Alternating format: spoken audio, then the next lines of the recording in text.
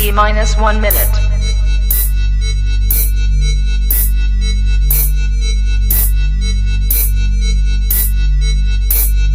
T minus 50 seconds.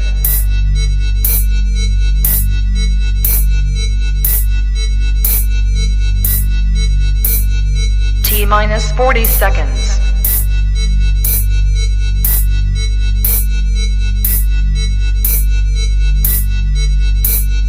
T minus 30 seconds.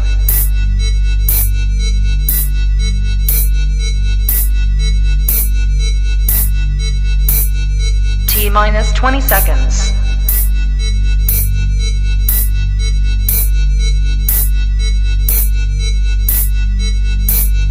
Ten, 9, 8, 7, 6, 5, 4, 3, 2, 1, 0, 1, 0.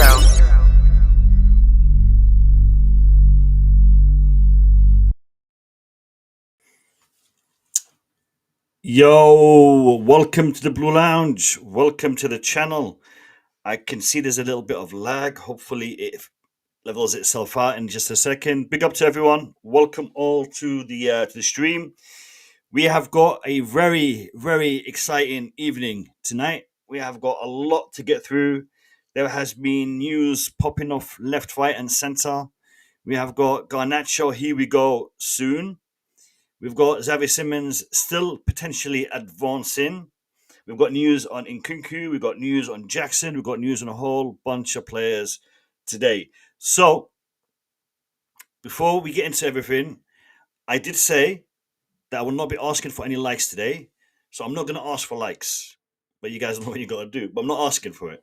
If you want to do it, brilliant. I'm going to introduce my co-host and fellow panelist today. It is Matt from the Stanford Sync. How you doing, Matt? Yeah, I'm good, man. Thanks for having me on. Always a pleasure. It's great to have you on. We have got Kai somewhere in the building. I think he's trying to find the he's trying to find his way. So hopefully he'll connect. I'm just going to reset his thingy bob and get him to jump back in. Hopefully he can get back in soon. Lads, we have got a video from Fabrizio Romano. We had one yesterday, which we kind of overwatched. A bit of OTT on that one yesterday. But we have got another one, and I'm going to play it early doors because potentially what he's about to say in this video might be different to what's going to happen in the next hour or so. We are planning to be live for about 2 hours tonight. We're going to be following the news up until 12 o'clock, like we did yesterday. If anything does happen, anything major does break, we'll be covering it. So make sure you're locked into the Blue Lounge. Now, let me find this clip from Fabrizio Romano. I believe it's this one. There you go. Then, for Tottenham, if you follow the channel, I told you already several times that Tottenham wanted to go for Xavi Simons. This is not new. It's something that they wanted to do already 10 days ago, 15 days ago. Then Chelsea were in very advanced talks. Tottenham remain interested in the situation of Xavi Simons, but Tottenham will not send any official bid or will not advance in this deal until Chelsea are still there. So at the moment, Chelsea remain in negotiations for Xavi Simons. Chelsea remain in advanced talks with the player and with Red Bull Leipzig. So what Tottenham are doing is to be in contact to understand the situation for Xavi Simons, to understand what kind of story is ongoing with Chelsea. We know that for Chelsea to sign Xavi Simons is really important for Nkunku to go. So this has always been the domino. This has always been the case, the missing piece in this story. But obviously, Tottenham want to be ready. If Chelsea will not be able to close the deal for Xavi Simons, Tottenham want to be ready and want to be in conversation. So this is an interesting bit. If Chelsea are not going to close the deal for Xavi Simons, then Tottenham want to be ready. That's a bit of a turnaround, isn't it, from Fabrizio? Because he's never talked like this deal is never going to happen with Xavi Simons. He's always been very positive about it. So it looks like there is that potential that the Xavi Simons deal is could collapse and Tottenham could come in, hijack the deal. Ornstein's rattled him, mate. I think so. Kai has found his way to the building. Welcome, Kai. Yes. Mate, I was sat here, right? Yeah. And your guys' seats were empty. What? And it was going live, and I couldn't click anything. I couldn't put my camera on nothing, and it literally sat here for like a minute and a half with just you guys sat in, with nobody there. And I was like, "What's going on?" Turned on the stream, and I see you guys sitting there, and I'm like, "What?" That's so Yeah, I weird, don't know man. what happened. Well, listen, welcome. We're just watching another video from the Fab himself. He's contradicting a little bit of what he was saying earlier in regards to the whole Xavi Simmons thing. I can Big up see his Courtney. hairline going back. Welcome. Yeah, His hairline's going stressed, back, man. Yeah, stressed. this transfer window's been stressful for him. Big up to you, For all Courtney. of us, Big up mate, to you, for my all of us. boy. Yeah, that's why I'm wearing a baseball cap today. All right, let's carry on with this clip. If it allows me, I might have to play it from the beginning. Hold on. Click. Okay, here we go. But as of tonight, Chelsea remain the favourites because they've been talks for weeks, months almost, for Xavi Simons. The player indicated his desire to go to Chelsea, but now let's see what's going to happen with this Nkunku story and which Tottenham attentive. Don't forget also the name of Lucas Paqueta. Then guys, more to mention on the market. Chelsea and Manchester United. Before he goes into the Garnacho thing, I think we'll get into it, later on. But I really think the Xavi Simmons deal is dead. Do you reckon? His whole body language, his whole, it looks like it's not It's happening. like yesterday as well, and yesterday it was all like, no, Fermin Lopez, the Xavi Simmons deal was still being, they're still talking, dotting the I's and whatever. Do you know what I mean? Oh, man, yeah, he's definitely not having a good day, is he? Machiavelli, big up to you, my brother. Welcome to the show. Now he's going to talk about Garnacho, a story that he's been pushing, but he still looks a little bit disheartened. I mean, just look at that picture. He looks flush, man. He looks flush, like he's been running around. I've actually edited the clip a little bit, so that, that's not how the lighting was in his clip, but I wanted to change it slightly so I can play it. Yeah. The deal is being closed and very soon will be done for Alejandro Garnacho to Chelsea. It's not a surprise for you if you're following the channel. I think I repeat that in every single language, every single day. That's my information since the beginning of July, and I maintain my position. Garnacho is going to Chelsea. Today, Chelsea and Manchester United have been in direct contact to close the deal. Waiting now, guys, while I'm recording, is 7:13 here in Italy, p.m. So this was actually recorded about 4 hours ago. Right. So just bear that in mind in case something pops off now. It was recorded about 4 hours ago, 4 hours ago. It's going to happen in the next minutes and hours. I always repeat the hour because in the final days of the transfer market, things can change in 5 minutes. Maybe you're watching this video and the deal is already done. But Chelsea and United in direct contact to close the deal. For Alejandro Garnacho, Chelsea have arrived around 35-40 million pounds as a package. 35-40 million pounds as a package for Garnacho. Manchester United 150. I think that's but I think that's a fair price for Garnacho. 100%. Yeah. No, I think that's good, man. Manchester United still discussing some details of this deal, but the expectation is for it to happen after Garnacho said no to Saudi, after Garnacho said no to Bayer Leverkusen, after Garnacho said no to English clubs, after Garnacho said no to Italian clubs. He wants to go to Chelsea, and now the deal is being completed club to club. So that remains the case. Working on the final details. Remember that Garnacho already has a total agreement with Chelsea on personal terms. He can't wait to wear the blue shirt as soon as possible, and so let's wait for the next steps. But Garnacho fully expected to become a Chelsea player with a here we go expected very soon with the two clubs, and now also advancing. All right, so that's the clip from Fibia 710. I want to discuss both Xavi Simmons and Garnacho before we go into Nkunku, Jackson, and the rest of the news.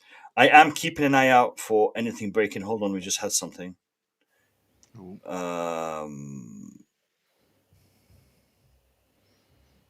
No. Oh, hold on. It's okay. So about Nkunku, we'll get to it. It's nothing breaking as such. Even though they like to use the word breaking a lot. I don't know why content creators use the word breaking a lot, huh? I used it. It's an old school news thing, isn't it? Breaking news. It's from like breaking the 60s news. or something. Yeah. Big up to Daniel Knight and big up to Elijah for joining. Lads, like I said earlier, yesterday, that today's stream, I will not be asking for likes. So I'm not going to ask you to hit the like button today at all. All right. So Garnacho, I'm anticipating a here we go tonight for Garnacho. Reason being is we've only got 4 days, well, 3 days really, of the transfer window. Today's almost done, so three days and a bit of the transfer window left. If we don't hear here we go for Garnacho today, when are we going to hear a here we go for Garnacho? It looks like other players out on the way out. We'll get to that in a second. Your thoughts on the whole Xavi Simons things, lads, because that's looking shaky right now. It was until it isn't now. Have I missed something? Until we know why it's sort of been held up, and it's going to hold up every other deal, is the Nkunku sale. But there looks to be something materialise in that sense. So if that goes through, because it doesn't have to specifically be to Leipzig, he just needs to go. Correct. So once he goes, because that's what we've been led to believe. So if he goes out the door and we don't get Xavi Simons, it's going to be an uproar, because that's what we've been told for like the last 3 weeks. As soon as Nkunku leaves, Xavi Simons is inevitable. So if the stories are led to be true and AC Milan are doing, and it could spark other clubs to do it, then I don't see how the Xavi Simons deal could be dead. But then you've obviously got the other hand. Why are we going in for Fermin Lopez then, or thinking about going for So I agree with you in regards to the whole Nkunku thing. That looks like it's going to happen. If that does happen, then Xavi Simons' deal should be done and dusted. However, the Fermin Lopez story that came out yesterday kind of throws a spanner in the works, because we don't want to pay the 70 million that RB Leipzig are asking for. Are we going to be heading in the Fermin Lopez direction, or is that, as a lot of people seem to think it is, a smoking gun, a smoke screen? Do you know what, man? I think that we probably will pay what Leipzig are asking, but I reckon that the structure of the deal probably is really favourable in our terms. Do you know what I mean? Like, we've probably got a deal where it's like, it's actually 50 mil plus a bucket load of add-ons depending on stuff. Do you know what I mean? But that probably requires like a fair chunk up front of the 50 mil. Do you know what I mean? I reckon the thing with the Leipzig deal is I think it must be really complicated and nuanced. And I've got a feeling if I think the Fermin Lopez thing, I said it in my video yesterday, we talked about it last night, feels like a smoking gun thing, man. It feels like, because look what's happened today since David Ornstein. That was like the catalyst for all of this stuff happening, wasn't it? It was like that happened yesterday, and now all of a sudden, do you know what I mean? We're talking about Xavi Simons again. Garnacho all of a sudden is just around the corner. You've got the Nkunku stuff that we're going to get onto in a little bit. Do you know what I mean? It feels like that was, Chelsea. Maybe I think Chelsea leaked something to Ornstein. Ornstein put it out. Look at Fabrizio Romano today, man, with his turnaround, and then all of a sudden, do you know what I mean? I still feel like the deal will probably go through, because we've spent so long on it. Do you know what I mean? We've spent so long on it, and that tells you that they're really interested in the player. Like, the club's obviously very interested in the player, and I don't think we just throw that, because Fermin Lopez hasn't suddenly become available. Do you know what I mean? He's been in the same situation for the whole window, and we've never gone in for him before. So I think the Fermin Lopez thing feels even more like a smoking gun now than it did before. I think Fabrizio's scrambling, if I'm honest. Yeah. Maybe we had a little bit of Tottenham come out, didn't it? That Tottenham would be interested, but then there was not long after that saying that they're not going to make an approach unless Chelsea say it's dead, because Xavi wants Chelsea. Yeah, so exactly. If it's completely dead and it's not going to happen, Xavi's not going to turn down a move to Tottenham. It wouldn't make sense for him, because he wants the move regardless of who it's going to be to. So I just got a feeling it's not dead. And the Lopez thing, like you said, Matt, is looking more and more like a smoking mirror with each passing hour, because suddenly everybody's come out of the woodwork now. Yeah, for sure. Just instantly. Yeah, Yeah, it stinks of deception, man. It stinks of Yeah. deception. yeah. No, I totally agree. I totally agree. I think the whole Tottenham thing is also something that is possibly being pushed by RB Leipzig. As you know, we have other options for Xavi But Simons. why You Tottenham? guys are not the only ones. It's like a cold war, isn't it? But why Tottenham? Yeah. What? Because If you could pick that any would team, piss off Chelsea fans more than anything else. Nah, We do you know didn't really what? get him, and Tottenham got him. No, I actually think there's a good reason for the Tottenham thing, and I think it's because they obviously need a player because they've just had Eze hijacked off of them. Do you know what I mean? And Xavi Simons fits that same kind of profile, attacking midfielder who favours the left. That's what everyone's talking about at the moment. So I think in a similar light to how the Fermin Lopez news has come out and makes sense because we're in for Xavi Simons, I think the Xavi Simons to Tottenham thing makes sense because they've obviously just lost out on Eze, so they're clearly still in for an attacker. So it's a reasonable thing to expect that to happen. And the more we're looking at it, like I say, man, it's just like some Cold War.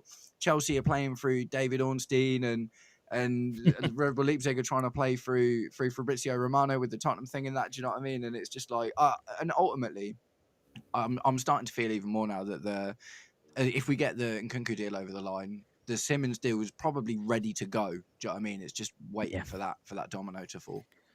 Yeah. All right. I'm just gonna. This is not Chelsea related, but I see a lot of you guys are commenting about it in the, let's talk in the about it, chat. man. So we got to laugh. Mate. Come on. I've got to talk about it. Yes, let me stick it on the screen. They can't buy a win against Grimsby. It's amazing. League 2. So Ben Jacobs, Grimsby Town knock Manchester United out of the EFL Cup after an incredible 12-11 penalty shootout win. So Manchester United. You know what? I actually tipped them to get relegated, but people laughed. We'll see. Mate, do you know what? I watched a short today from the overlap, and you know when like Roy Keane and Gary Neville and Jamie Carragher, they all like sit round a table having a coffee and whatever and talking. Roy Keane, they were talking about like United strikers, and the question was posed to Roy Keane like, how well does Ben Sesko have to do this? How well does Sesko have to do to be successful? And he was like, like 15 goals. And I'm like, and he said 10. No, it's Ian Wright. Sorry, I think it was Ian. Oh no, they were talking about Gyökeres. No, but Roy Keane was like, if Ben Sesko scores 15 goals, that's a successful season. I'm like, mate, Jackson scored 14 in his first season, and people went in on him, absolutely in on him. And now Roy Keane's like, oh yeah, Sesko scores 50 goals, then that's a decent season. I'm like, come on, give it over. It's because it's man. Chelsea, isn't it, mate? Different narrative for us than it is for everybody else. Oh mate, so tragic. The standards totally change when it's their clubs that are being discussed. When it's the best club on the planet right now, best club in the universe, the best footballing club on the universe right now. Obviously, the narrative is going to change. All right, let's get into some of the news because I want to catch up with the news, and then we will look at what breaks as and when it does break. Man, it's been a long day today. All right, so feeling that. Yeah. Oh man, I didn't get my afternoon nap in today, so I'm a little bit.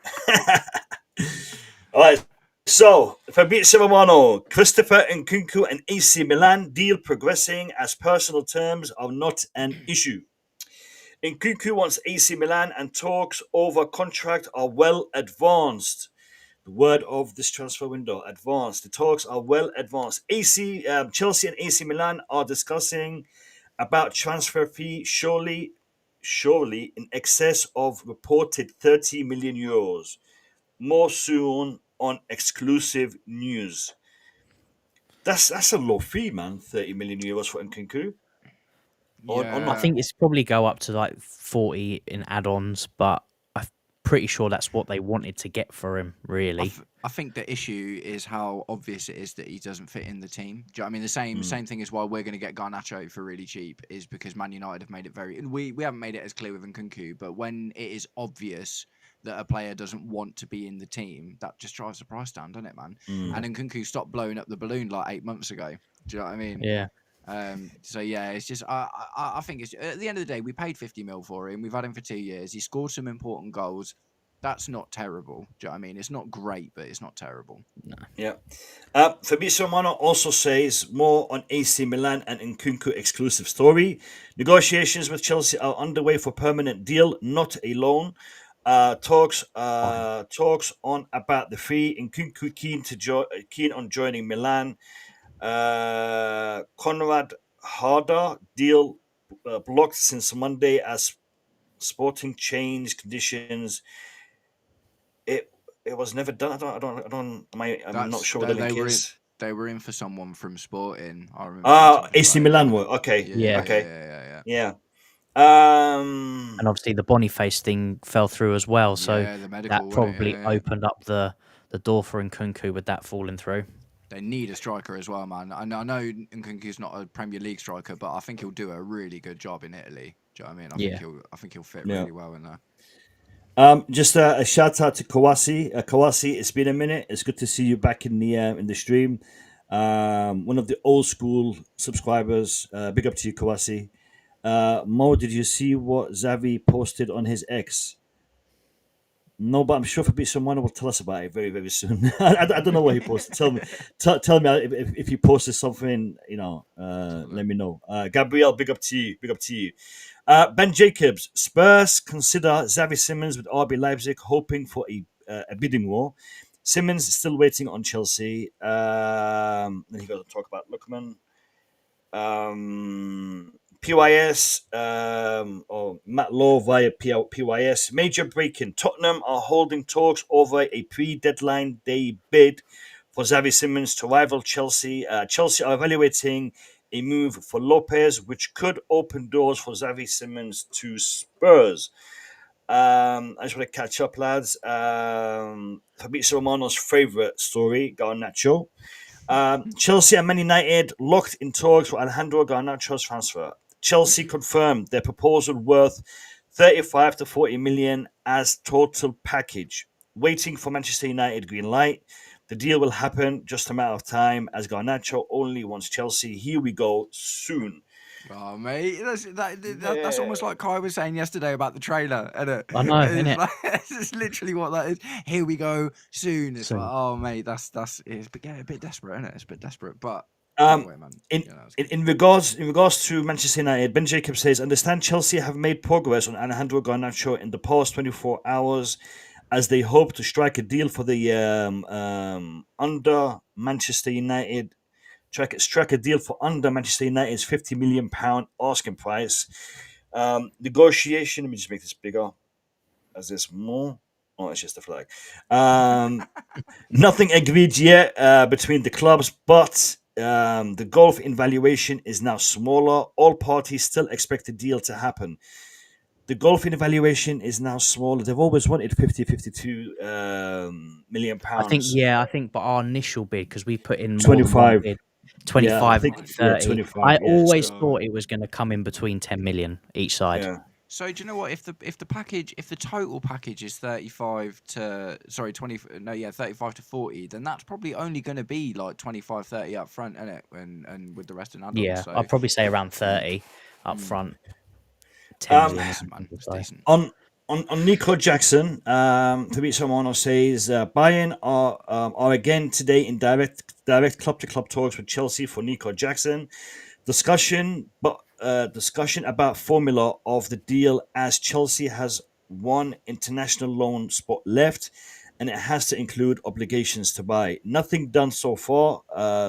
Player / club side, but Bayern keep insisting. Bayern want this to happen on a loan. Chelsea are not interested. A quick check to see what we have just come in. And, we that's how a real club does it. Beating Grimsby Town isn't for everyone, you know what I'm saying? I like this guy, this PYS, man. He's a lad. I'm becoming a big fan. Yeah, no. I've recently started following him. He just gets all the news in one place, so it's cool. Quite good. Cool. It's quite good. Yeah. All right, so we've touched base on everything. Let's just talk about Nicholas Jackson first before we go to Nkunku, because Nkunku is more linked to the other transfers. Nico Jackson to Bayern. I've read on multiple different sites that Chelsea are now actually thinking or contemplating the loan option with a hefty loan fee of £10 million. What do you guys think about that as an option? Do you think this is good for Chelsea? Do you think maybe we should keep him for as a third choice striker? Where do you guys sit in regards to the whole Nico Jackson situation? My stance was almost entirely driven by the thought that I've learnt a lot about the loan system today, and about I've schooled myself a bit because I put a video out earlier about it. So when I thought that we only had one loan spot left, I was like, no, that just seems silly because Raheem Sterling or Ben Chilwell is going to be a better option for that spot. But because obviously now I know it's one international loan, and obviously there's the thing where if you're under 21, it doesn't count on a loan, and you can have up to 7 loans at a time for people like over 21 or whatever. So we've got a few spots left to loan in the UK.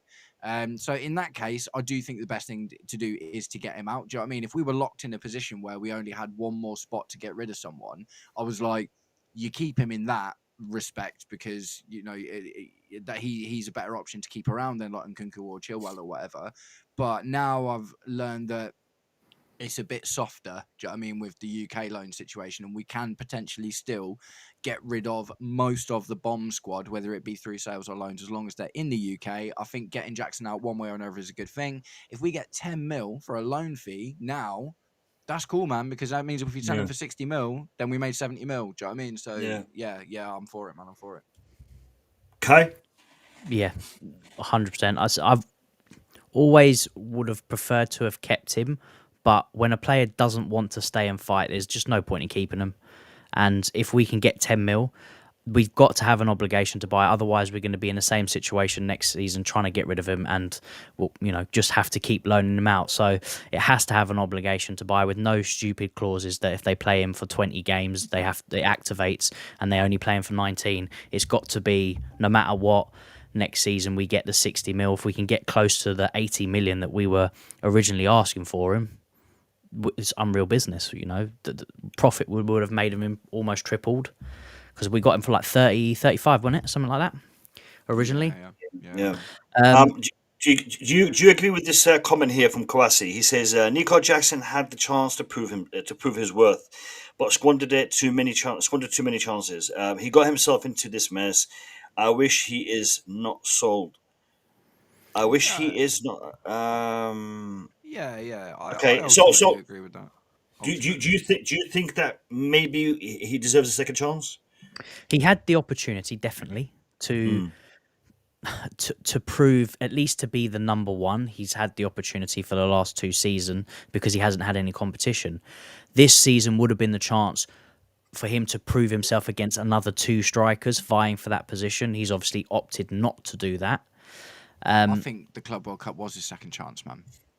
And I think he did it spectacularly. Do you know what I mean? I think he'd already messed up at the end of that last season. Do you know what I mean? With the Newcastle game and the red card and stuff. Yeah. And then he was brought back in, and then did it again. And it's like, mate, we've got these 2 guys here now. We just, I think the Club World Cup was his second chance. And I would, my thing is, I don't if we didn't buy 2 strikers, then I was so up for it. Do you know what I mean? If we had Nicholas Jackson instead of João Pedro or Liam Delap, I'd be really up for it, and I'd be cool, give him a chance to compete with someone. But now we've got these other 2 guys. I'm just like, mate.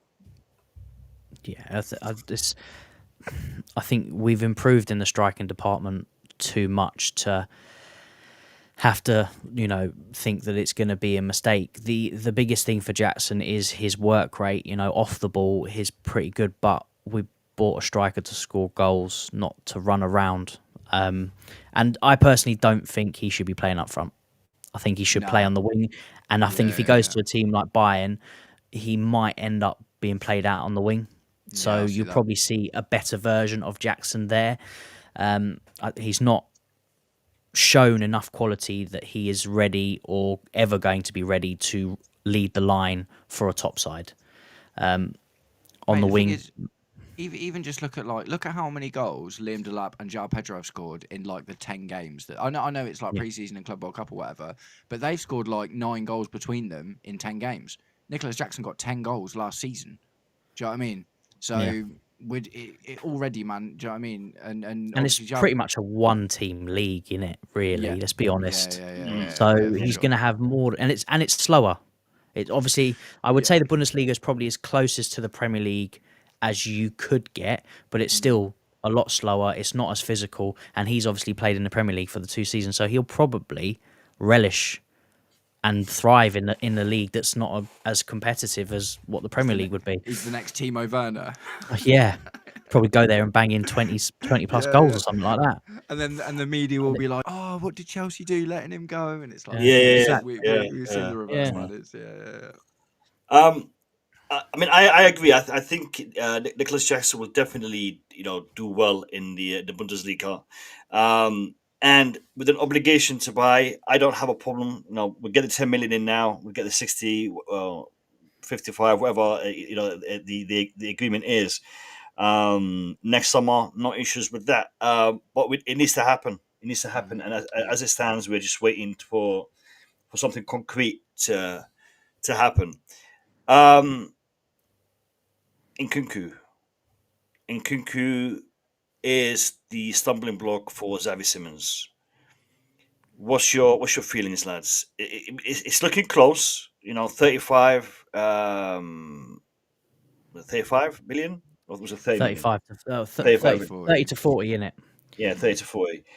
Do you guys think this him going to Milan is the right move? I mean, Chelsea and Milan have got a fantastic relationship. Recently we've done a lot of business together. And when I see a link like this at this time of the window, I'm quite optimistic that we are going to hear some positive news on Nkunku. The actual fee, just to confirm, is in excess of 30 million euros, reported by Fabrizio. And I think Ben Jacobs said 34, 35 million. If I'm trying to look for the tweet, I can't find it. Oh, okay. So in pounds, it's 26 million pounds is the actual fee. That doesn't sound very good at all, does it? Yeah. When you convert it to pound sterling, that's where it is. That's where it is. That's a shame. That's a shame. But I think it's just one of those, man. It's like we just got to get these players out at this point, haven't we? It's like he's just going to sit on the bench and not play, and team harmony is so important, and there's lots of good stuff going on right now. And I think one of the worst things we could do is have your Nkunkus and your Jacksons hanging around, not playing, being miserable. Do you know what I mean? Being in the bomb squad or whatever, making other people uncomfortable during training and stuff because they know that something's going on. It's like they're all well connected, aren't they?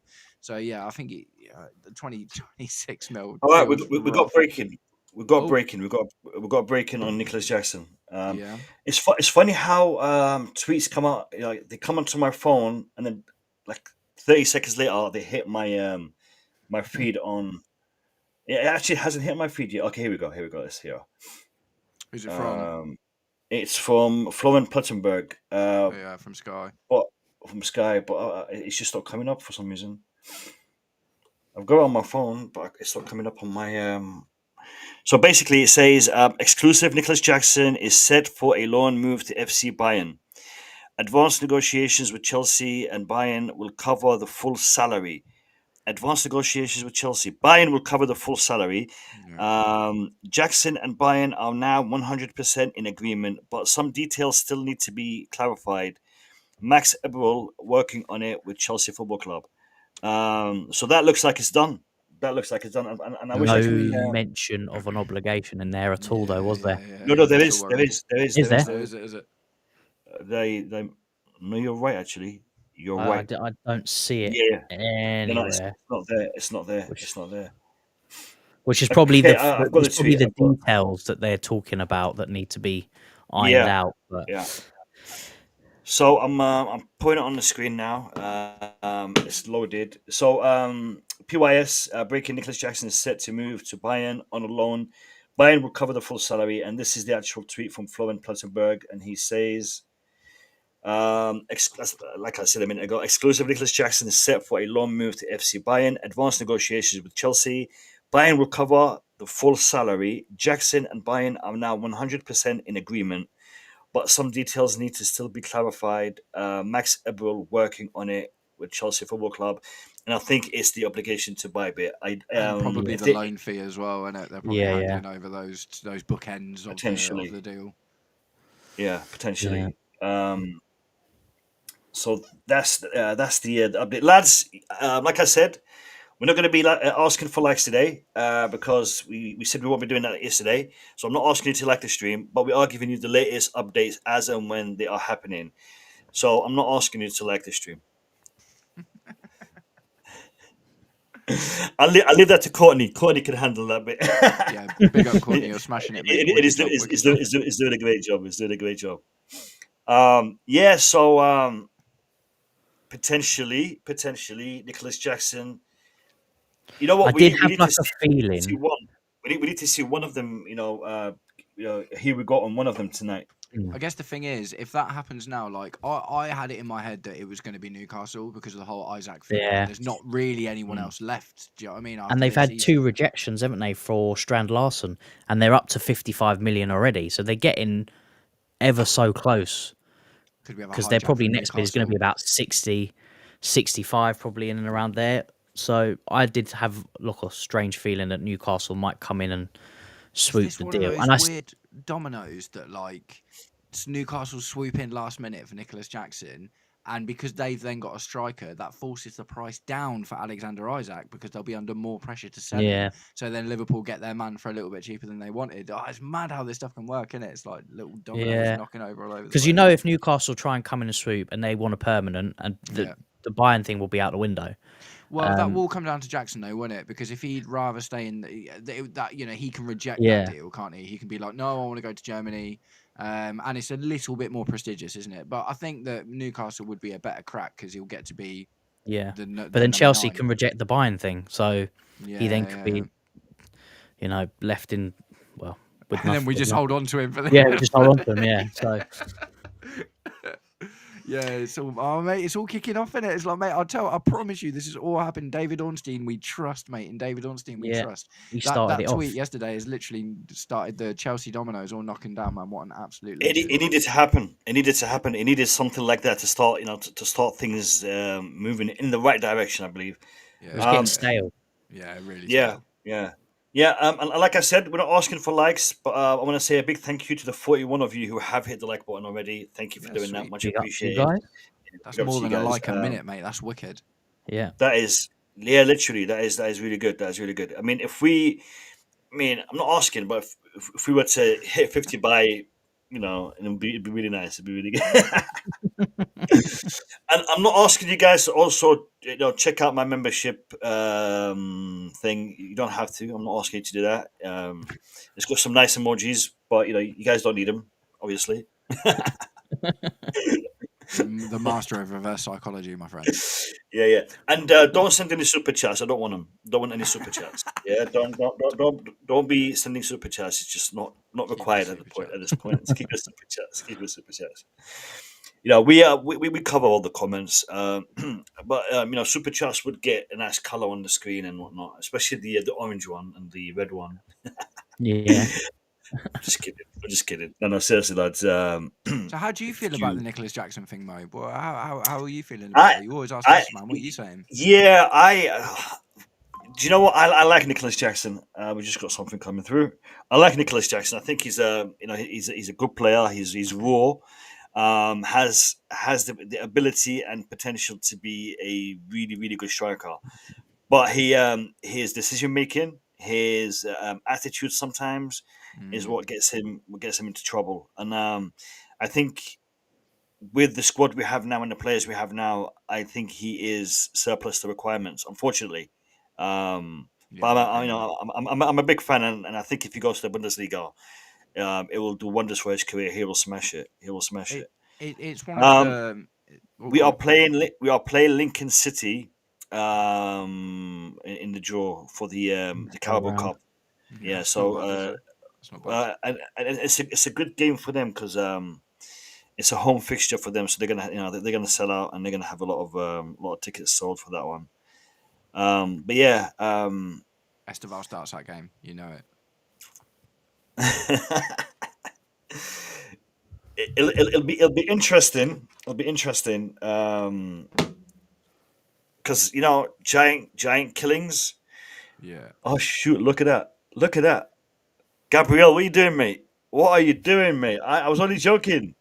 Gabriel, I was only joking. For real. Emotional blackmail. Emotional blackmail. Hey. Yes, Gab, what a champ. Gabriel, basically you paid for my subscription for the software. So big up to you, Gabriel. Thank you so much for doing that. No, Gabriel, big up to you. Guys, I don't want you to send super chats. You don't have to send super chats. It's not something you have to do.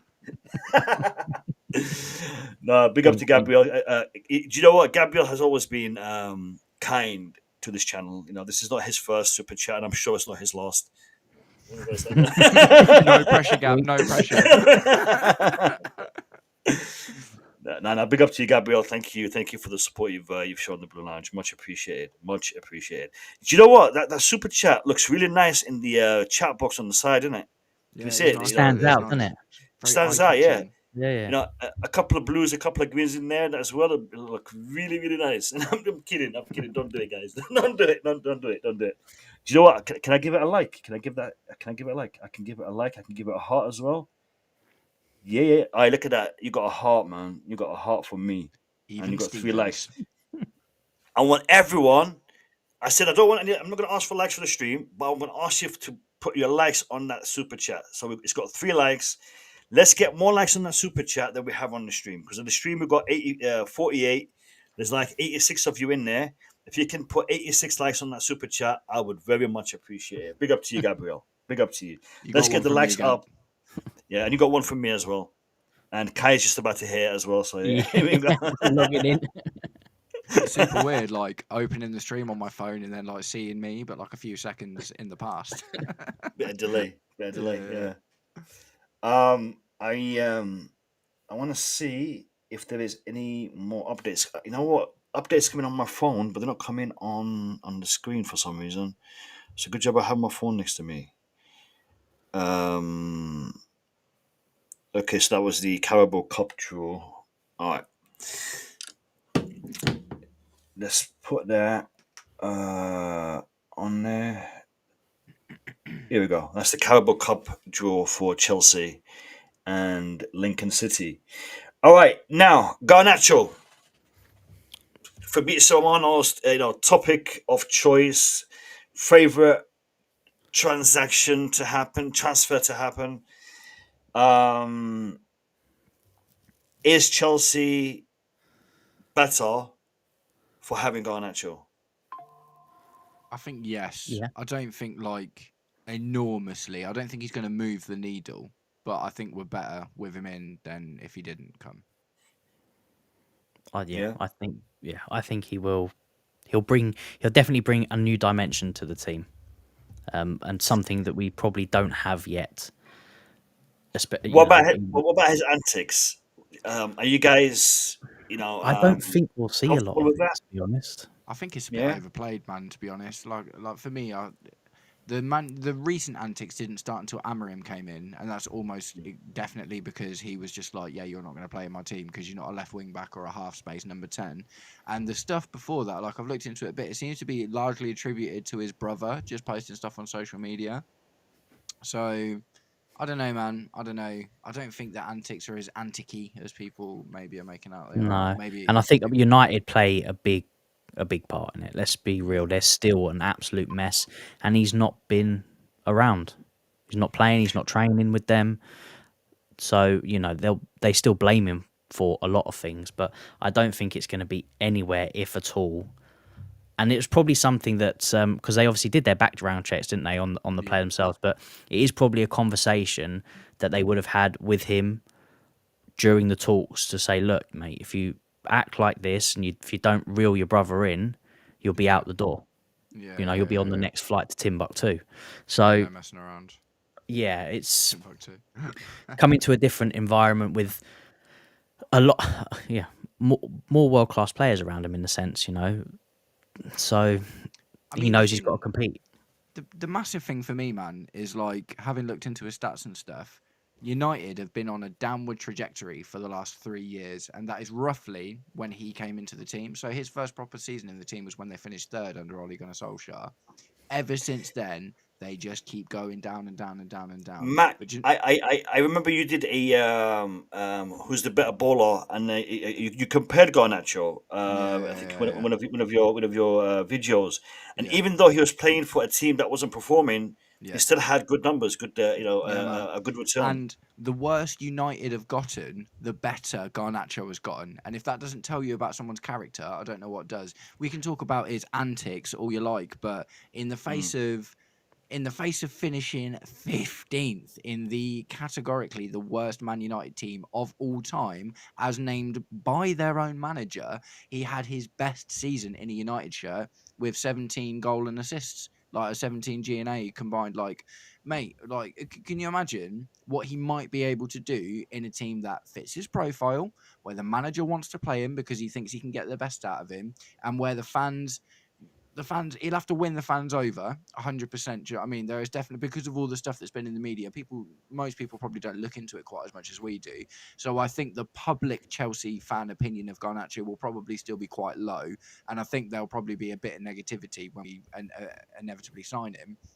But he knows that as well. Do you know what I mean? It's like he absolutely knows that that's going to be the case. So I think he's up for it, man. And I think you got, what I do look at is like when he was doing really, really well at United, they loved him because he was a club player, and do you know what I mean? And he did it for the badge, and he did those intangible, passionate football things that you kind of love to see in that. And I think if we can get half of that at Chelsea, because he's happy and he's there, I think the fans will fall in love with him as long as he's better than Jadon Sancho.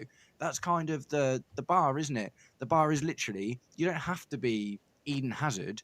You just need to be significantly better than Jadon Sancho and Mykhailo Mudryk. That's literally what we're comparing him to, man. Sitting the bench high there, Matt. All right, Sitting the bench real high. All right, I'm actually going to put a realistic bench. Do you think he's better than Gittins? Different.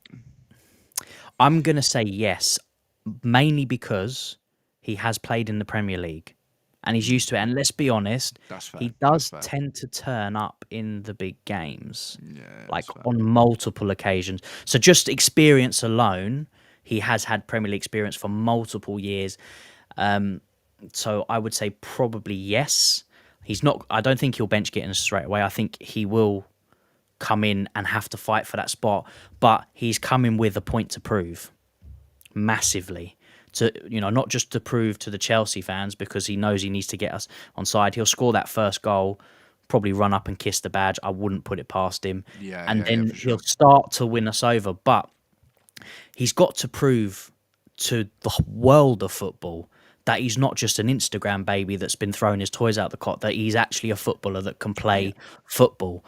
And he's going to come with that fire. And I think that's why he's so eager to come to us, and that he's turning everybody down, because he wants to come to the world champions and prove that he can do it on the big stage, because he's, you know, does well enough. He will get in the Champions League squad and be able to, you know, produce on the Champions League. So, yeah, I would say at this moment in time, with what I've seen from Gittins compared to what Garnacho has done in the last 3 years, again, could do a lot better, but he has done it in the Premier League. So I think he would be, for me, above Gittins for the moment. Do you think you sold me? You changed no, my mind. You sold me. 100%. My question is, would him being? Oh, we've got an update from Privy, so let me click on it before I ask the question. It might be. It's not. Do you think that having him in the squad is gonna help Gittins adjust, improve, having that competition, having that? You know, it takes a bit of pressure off him, doesn't it? Takes pressure off him. Do you see it in that way, I or think do you see it as it adds pressure on him? I think a little of column A and a little of column B, to be honest. I think the thing is at the moment, like, kind of like riffing off of what Kai just said. So if Jamie Gittins is the starting left back, left winger, there's more pressure on him to do well, and we will be harsher on him if he doesn't do well quickly. Do you know what I mean? But if he's got someone to compete with, then all of a sudden, as long as Garnacho is doing well, we're not talking about Jamie Gittins, and he is able to progress in, he's got kind of a bar and a barometer, and I've just got to be better than this guy now. Do you know what I mean? And I think it might actually take a bit of the spotlight off him, because the Tyreek George thing's looking like it's probably going to happen, isn't it? And if it was just Jamie Gittins and Tyreek George, you'd always say put Jamie Gittins on first, wouldn't you? If it was a choice of the two, when would you ever be like, oh no, let's, Tyreek George definitely over Jamie Gittins? Like, you wouldn't, would you? But because, although I do agree with Kai now, I think that the experience is a big part. Technically, they're obviously of a reasonably similar level. So that kind of evens the playing field, and all of a sudden, Jamie Gittins isn't the obvious first choice starter anymore. So that, like I say, that takes a bit of pressure off him and gives him a bit of an easier bar, rather than being like, you're the best winger that we've got, so go and do good things or we'll be angry at you. Do you know what I mean? From the fans. Now it's like, you just got to compete with Garnacho, and whoever does the best out of you two will obviously, I think they both could be big parts, man. They're different players, aren't they? Gittins is a widdly bad man, and he likes to dribble around people and take on his man and this and that and the other. And Garnacho is a more direct goal threat and a maybe more creative player as well. And one thing that I do like with Garnacho is his arrogance. Like, it is a little bit over the top to the point where he thinks he's a lot better than he is, but there's not saying that he can't get there.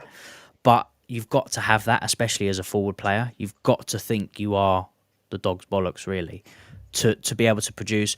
And I don't think he'll struggle too much with the pressure, being that he's had a lot of stick from all the United fans. He's going to get a lot of stick from us, where I think he thrives off it a little bit because he's got that arrogance about him. But there is a case at the moment that neither Jamie Gittins or Garnacho are going to get in, because Esteval's playing so well. Pedro Neto will probably go on the left, and we'll play Esteval and Pedro Neto with Palmer in the middle. So there might be a case where they both need to work hard to even get in the squad. Could Garnacho play up top? Is that like a thing at all, or is that just like? Yeah, I suppose he could do a false nine. He's not small. He's centre forward potentially. Yeah. Potentially. One thing we haven't heard about today is Tyreek George. We haven't had any updates in regards to him. I saw something about 25 million or something. I saw 30 million that was euros. yesterday. From yesterday, but nothing today. Nothing today. Okay. Fabrizio's been busy. Here with Garnacho, obviously. We've hit 50. That's pretty good going. That's corny, that is. Yes, that is wicked, man. Courtney's been working all the time today, man. He's been putting in the work. Like I said, I'm not on. How can I send him a super chat? I wish I could. Actually, hold on. I can do something. I'm not sure. Do you know what? If we get Here We Go today, I will give away 5 subs. I'll give away 5 membership subs to people in the chat. If we get Here We Go, and we are going to be streaming till just past 12 o'clock. If we get a Here We Go for any of the Chelsea lads, incoming or outgoing, I'm not going to just put on the so incoming or outgoing. If we get a Here We Go, I will put in 5 membership subs in the chat for you guys to claim. I got to remember how to do it. I haven't done it in a while, so I got to remember how to do it. But yeah, if we get Here We Go, and watch me say that, we'll get Here We Go straight away. And Florian Plettenberg has just... Okay, does anybody speak German? Nope. Is that I'm gonna guess that's in German. If I click on it, it's like basically it's just inviting you to come and read the details. It's just saying he's going to sign for Bayern. Yeah, it says it's basically what he said earlier in German, because that exclusive was the first part, isn't it? Okay. All right. Well, Exclusive. Wie bitte? The problem with this software is when I try to play something, it always lags, and that's why I have to like download it in advance before the stream. I mean, that'll be in German though, won't it? So that's Yeah. probably Yeah, not so much use. not worse. Not yeah. Language lesson, lads. He'll start by saying "Guten Tag," I think, and then he'll finish by saying. If it was in French, we'd be all right. If it was in French, we'd be Yeah. all right. But I can't do. Yeah, no, yeah. I can understand a little bit of French, but I can't. I mean, I can't speak, past the GCSE French that we did in Bah school. oui, c'est But that's difficile. Il y a beaucoup de mots en français. Ouais, c'est horrible en fait. C'est horrible. yeah. Stop showing off, mate. Yeah. Bonjour. I'll just start speaking Arabic, and then we'll all be in trouble. Like, Mate, that'd be mad, No. wouldn't it? It's like everyone pick a language for the stream tonight. pick a language. Pick a language. But I know we've got French speakers in the chat, and I know we've got Arabic speakers in the chat. We've got all languages in the chat. We've got another update. I'm just refreshing on my phone because it always hits my phone before it hits the laptop.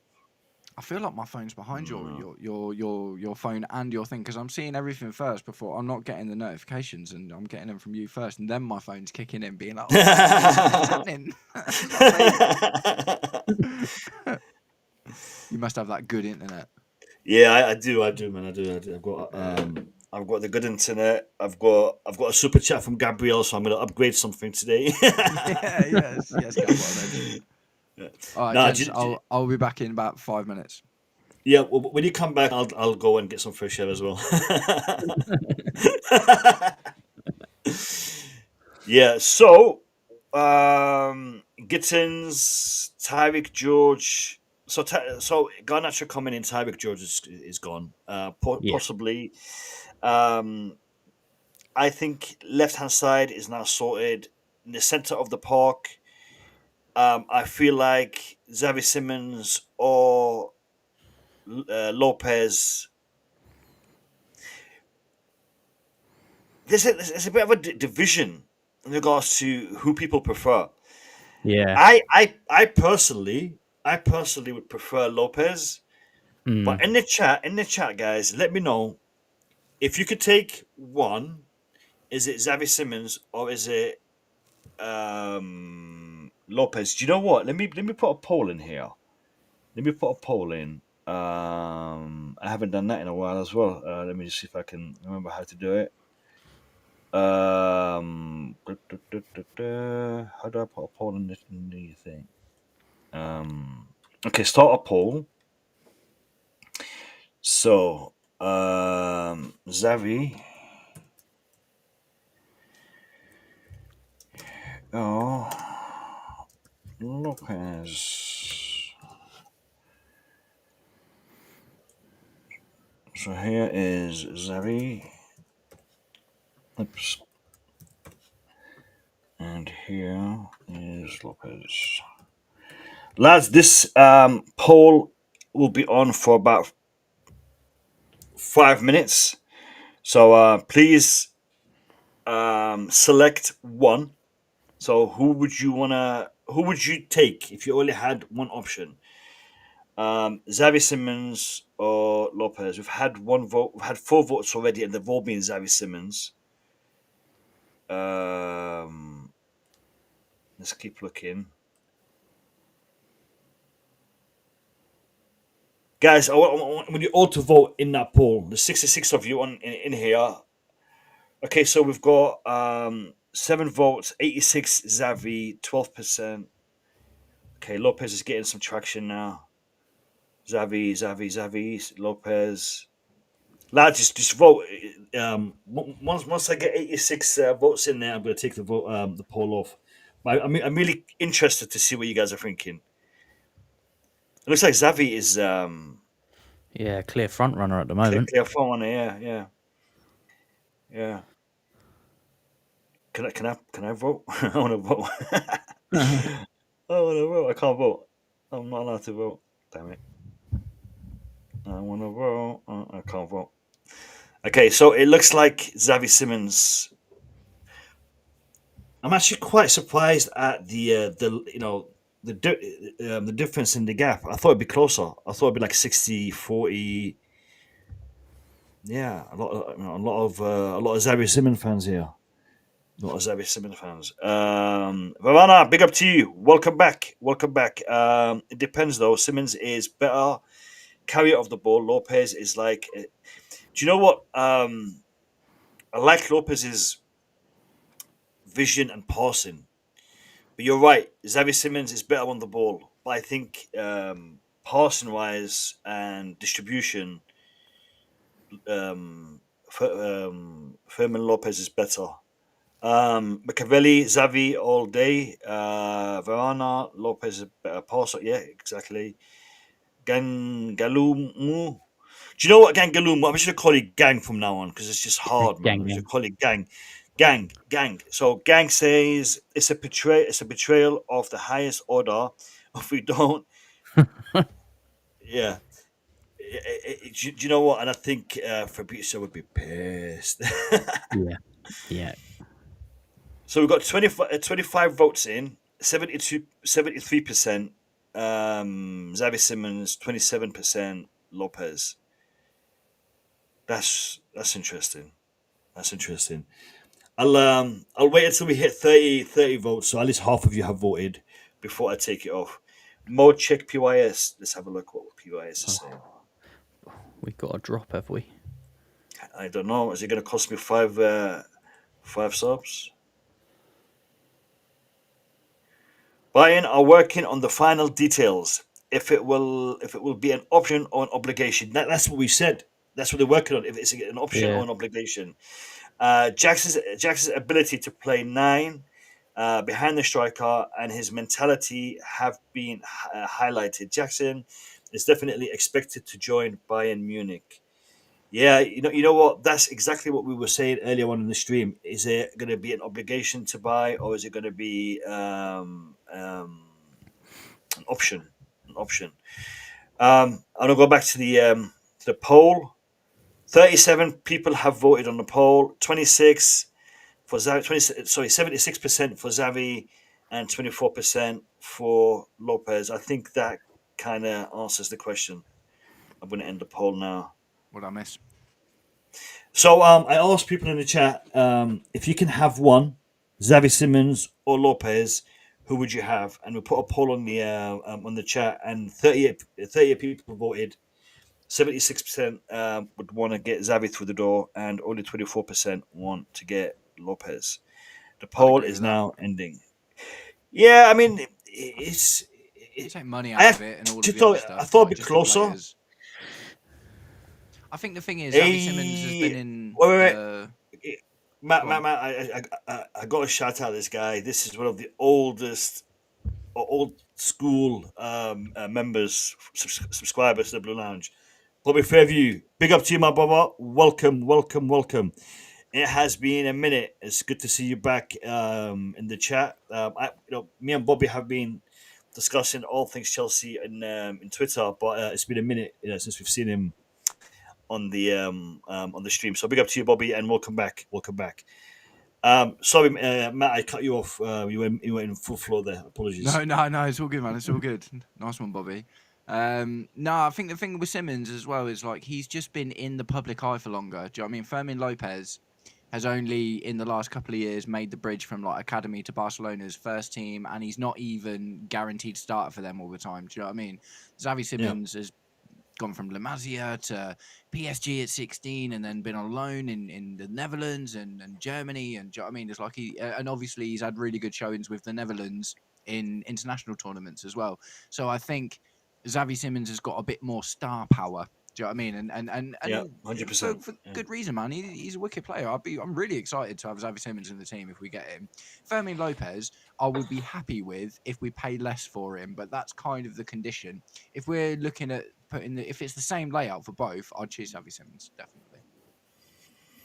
100%. Now that you've had your 26-year-old, your fresh air, Matt, I'm gonna go get my fresh air. Yeah, no worries. So I'll leave you and Kai in charge, guys. Just so you're aware, Matt and Kai are not able to highlight comments, but they will address your comments in the chat. I'll be back in just a couple of minutes. Hopefully nothing breaks while I'm gone. I'll see you guys in a minute. Yeah, nice one, man. Nice. Got a question, Matt. Yeah, Do go you on. think, and the chat as well, do you think we're going to get a centre back? Because it's the only thing that's not being mentioned anywhere. Not even a sniff. I don't think we are, man. I think that I never thought it was going to happen straight away because we'd have disaster tax put on top of it. Do you know what I mean? But I think who? Yeah. Do you know what I mean? That's the big thing, isn't it? It's like to come in and play such a pivotal role. It's the same sort of conversation as the goalkeeper conversation. It's like, yes, Donnarumma was available, but is it worth putting him in when we've got Penders coming up and Sanchez is similar in a lot of regards? Do you know what I mean? It's like we know specifically really what we want, and to get someone to play that role in the first team, like game after game sort of thing, we're going to have to go out and spend massive money on him. Do you know what I mean? And who is there, man? Like, obviously Hincapié, obviously an interesting option, don't get me wrong, but I don't think if it's a bidding war between 3 London clubs, then he's going to end up going for bank, mate. Do you know what I mean? It's going to cost a lot. I think that's what we're trying to avoid. Yeah, I think we're trying to avoid getting in a bidding war with anybody, and I think that's one of the reasons why we've pushed hard on players to only want us. Because then the moment someone else enters it, it's gonna drive the price through the roof. Started with Caicedo, didn't it? Like Caicedo, you obviously turned down that Liverpool bid, even though they were willing to come in and pay the money, like up front or whatever. And he was like, "Nah, man, I've been negotiating with Chelsea." You are right. We're seeing loads of that. Players being like, "I only want Chelsea. I only want Chelsea." Do you see anyone available, or even there's one player, one of my subscribers commented a little while ago. There's a player from Leipzig, another Leipzig player called Castello Lucaba. He looks pretty good. He's 22 years old. He's left-footed. He's got really good passing stats. He fits the profile, but he's not been linked at all. Other than that, I just don't really know who there is, man, to be honest, to play this very specific role we're looking for. One thing I will quickly add to that as well, obviously Maresca came out just after it happened and he was all like, I need another centre-back, I need another centre-back. I have a sneaky feeling that the brass have gone to him. You can have a centre-back, but then that means that you can't have Garnacho and Xavi Simons. Yeah, I suppose so, because the money that they want to spend is on those 2 players because they feel it's a more important area on the pitch that we need to sort of bolster than the centre-back from their point of view, at least. Yeah, I don't know. It is an interesting one, but there's not many out there. Definitely not many that you're gonna get for that specific role. And if it is, it's not gonna be cheap. And that's probably why they're not even considering it. They might also wait to see what condition Levi Colwill comes back in, because if he does come back in next season or end of this season, and he can't get back up to speed, and the injury just took too much out of him, because it is a possibility. You don't know what he's going to come back like. Then they might look to maybe reinvest in the summer. I think Badiashile was probably going to be on the way out. Yeah. If not January, maybe the summertime, depending on how we're doing in the league. I think there's a bit of a sad realization I think I'm having recently, and it's a combined thing from the goalkeeper situation and the centre back situation. Obviously, they're never ever going to come out and say this, but I don't think they're in for winning the league this year. Do you know what I mean? I think you can tell by the way that they're building the squad. It was Project 2030 or whatever, isn't it? That's the tagline that they keep using. 2030 is going to be the year that, you know, the team's like ready and whatever. But I'm getting this feeling, because I think if it was Abramovic era, if Abramovic was in charge now, we'd have Donnarumma, we'd have Hincapié, we'd have wrestled some amazing centre back off of some massive big club somewhere, and we'd be buying players to go out and win the league now. And I think that because we're looking at 2 quite glaring holes in our squad in the goalkeeper situation. Now, don't get me wrong, Robert Sanchez has been better, but nobody thinks that Robert Sanchez is going to be a goalkeeper that wins us the league. Let's be completely honest. And the centre back situation, we haven't replaced Levi Colwill. We're probably not going to. So what that tells me is that Blueco are like, we are progressing at the rate that we are happy with. You know, we're dealing with a lot of these situations. Like we're getting our attack all together. Our midfield set now. Our fullbacks are wicked, and we've got fullbacks for the next 5 years or whatever. And I think next season, then we see us deal with the goalkeeper situation, whether it be Penders or someone else. And I think then we see us deal with the centre-back situation. And then 26-27, maybe that's when the squad's ready to go out, and that's when the brass see it. Do you know what I mean? It's a bit of a negative thing, I guess, but just looking at all of how the transfers have gone, the news have gone, how the team is being built, I don't look at our team this season and see our ownership building a team to win a title right now. It is a fair point, but you had, I don't think Leicester went into the season building a squad to win the title, and they went out. I know it's an absolute freak, and stranger things have happened, but I'm not saying they wouldn't back it. Do you know what I mean? No, I just think in terms yeah, of like the squad building element. I feel like apart from the centre back and the goalkeeper, I do feel like we're in a very, very good position, as you said. agree. With the players that we brought in and what we already have. I don't know, man. I've got a really good feeling about this season. Kai, centre back. Are we good? Are we good, or do we need to dabble in the next couple of days and get something through the door? I think we're all right for now. I think we could definitely use a specific centre back for the specific role. I don't think we're doing it though.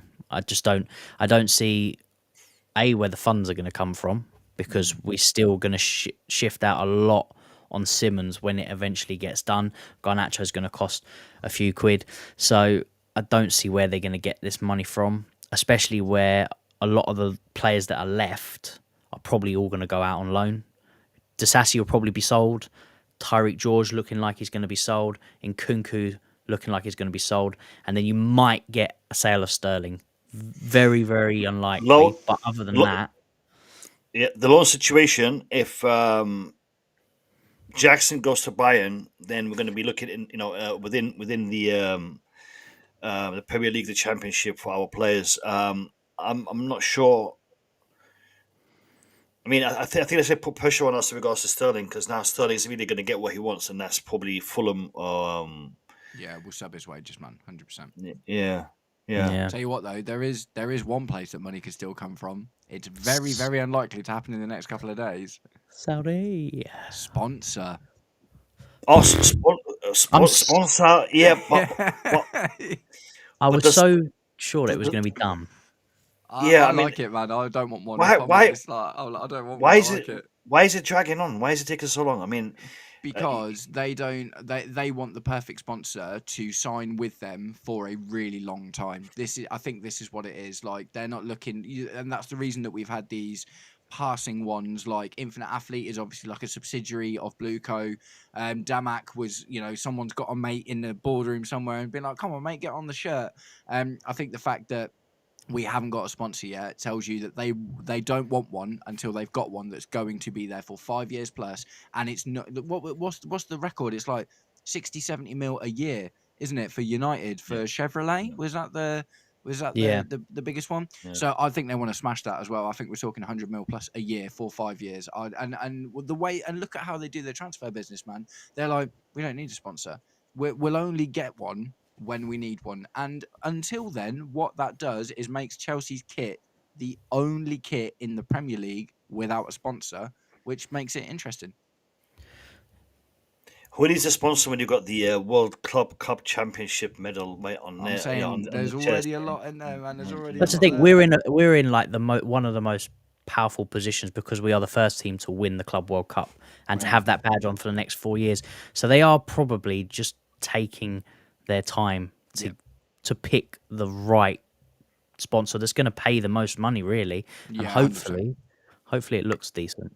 I think it's going to be a mix of the two, man. I think you can see by what they've been trying with the kit designs that they are very into the idea of making the kit like a fashion accessory rather than just like a football kit. Yeah, you can tell that with the mate. I would wear that new third kit like just in and around. That's unreal. The third kit. Yeah. So I love that. Yeah. I said it like I wasn't sure which one I liked the most, but the third kit for me is top. And with the third kit, you can almost tell, I'm not going to lie, you can almost tell that it has been designed without a sponsor in mind.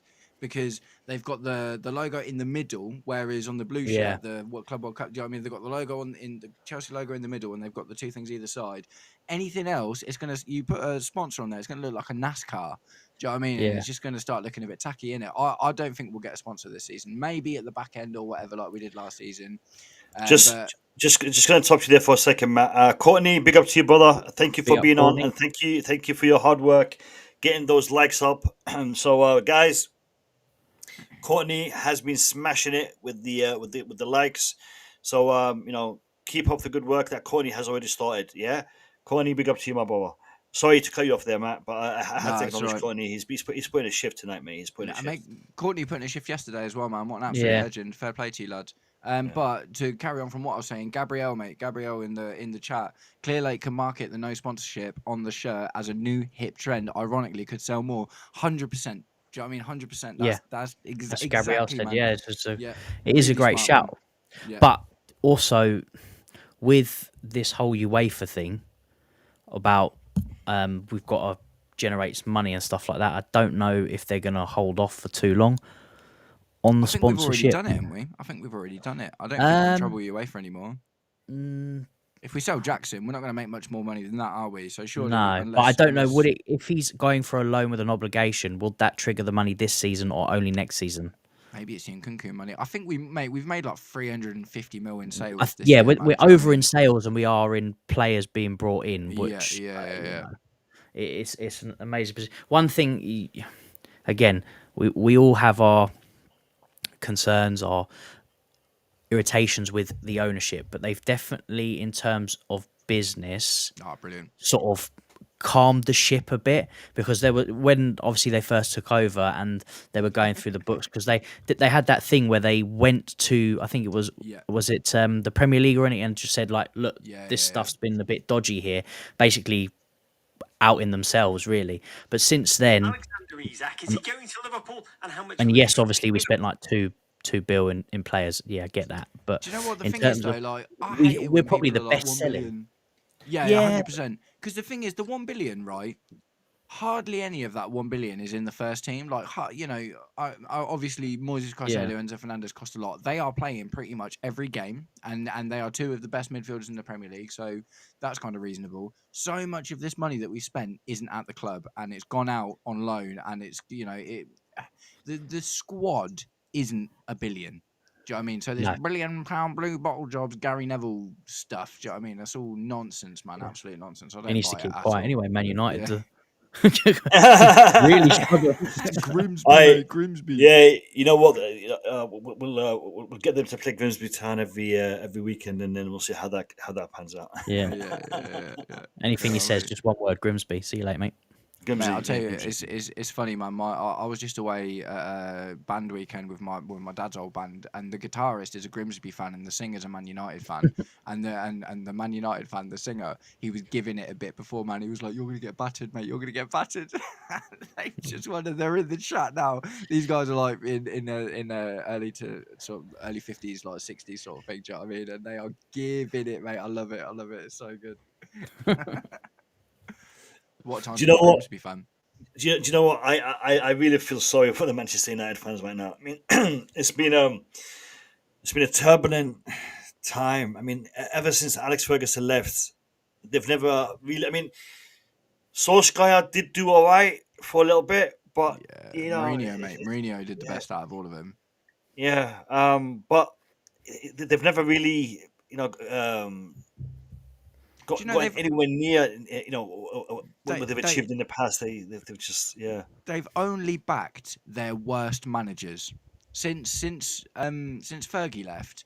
They've had, mate. They should have given Mourinho whatever he wanted. They literally should have given him whatever he wanted. He got. Do you remember when he came second? He was like, getting second with this Man United team is the greatest achievement in my footballing career.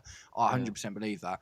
You look at how much money they gave to Erik ten Hag. Look at how much money they're giving to Ruben Amorim. Look at how much money they gave to Ole Gunnar Solskjaer, man. And you get a Mourinho in there, and you're like, nah.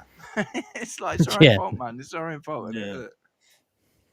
Yeah, no, it's crazy. It's crazy. But do you think he's going to last, Amorim? No. I think he'll get the season for sure. I don't think he'll get You sacked reckon? before the end of the I season. don't. Yeah.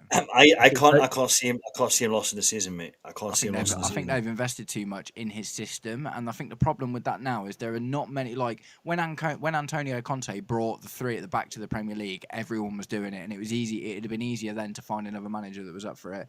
We're back in the 4-3-3 now, and the 4-2-3-1 as being like the general setups of almost all of the big teams.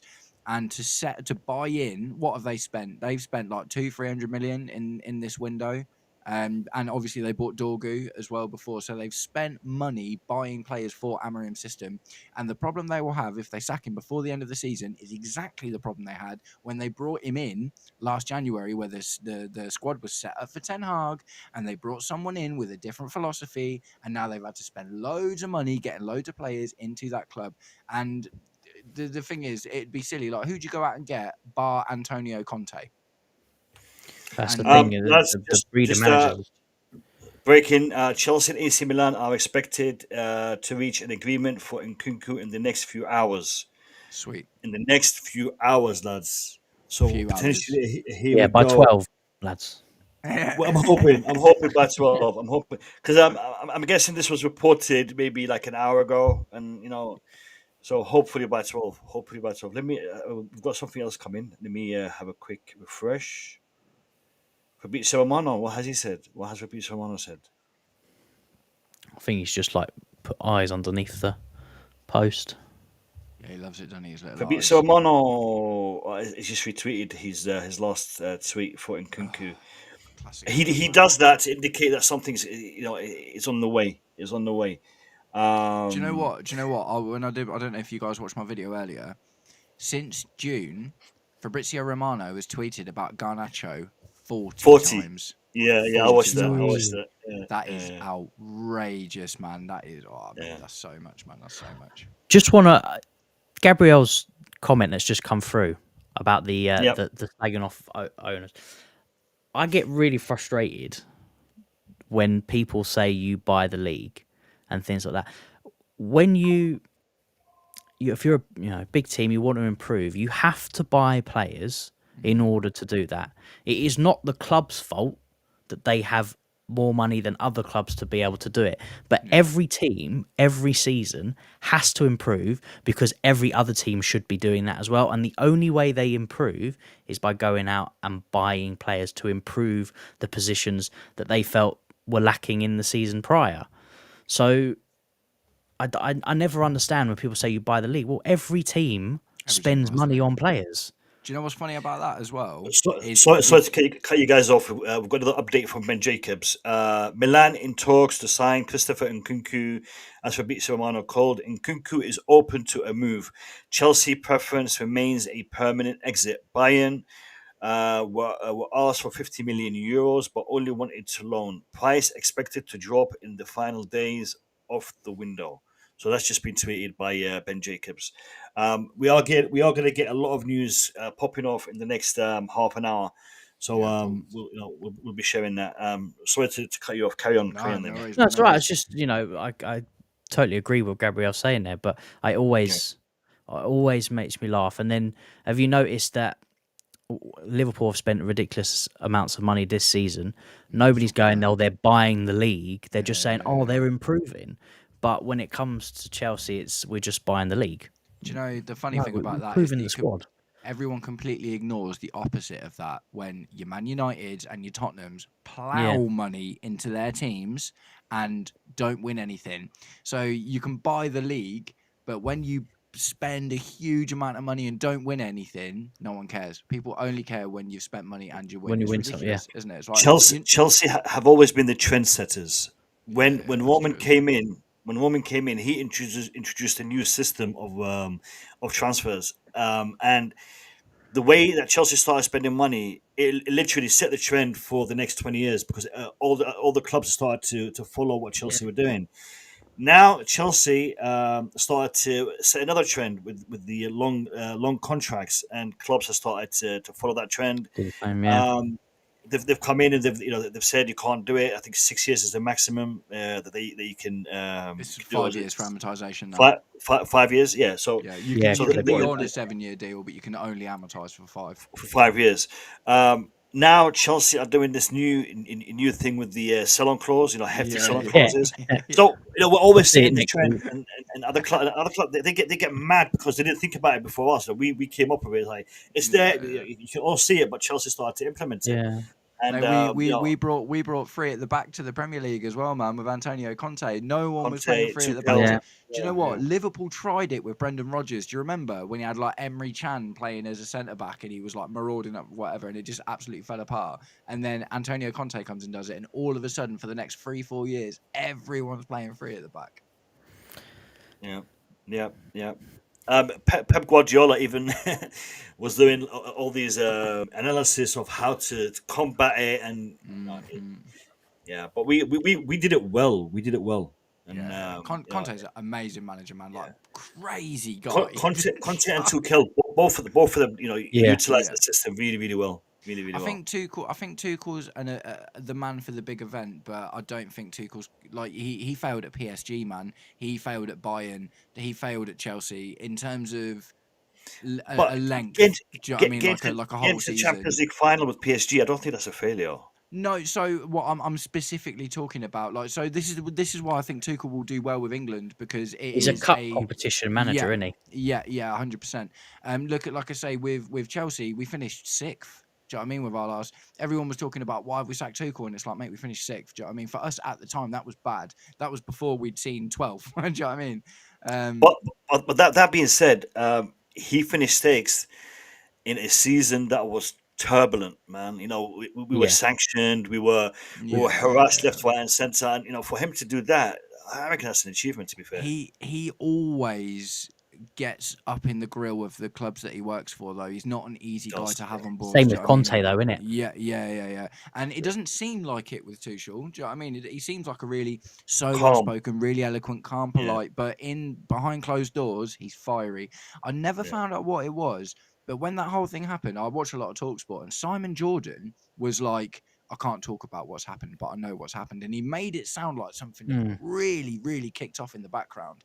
And I would love to have known what that was, man. But yeah, Tuchel, difficult guy for sure, I reckon.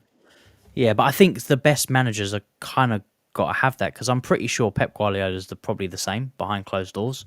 Yeah. You sort of got to have it. So, but we've got a lot. We've definitely got a lot to. I don't think Carlo Ancelotti had it.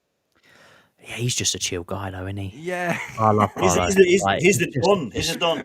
It's like, yeah, man. Yeah. if you don't do what I say, I will come to you and I will do something nice to you. You know what I'm talking about. I can just imagine him sitting there, right? Because he doesn't need to say nothing. He just needs to sit there, cigar in his hand, staring up to the ceiling, just going like that.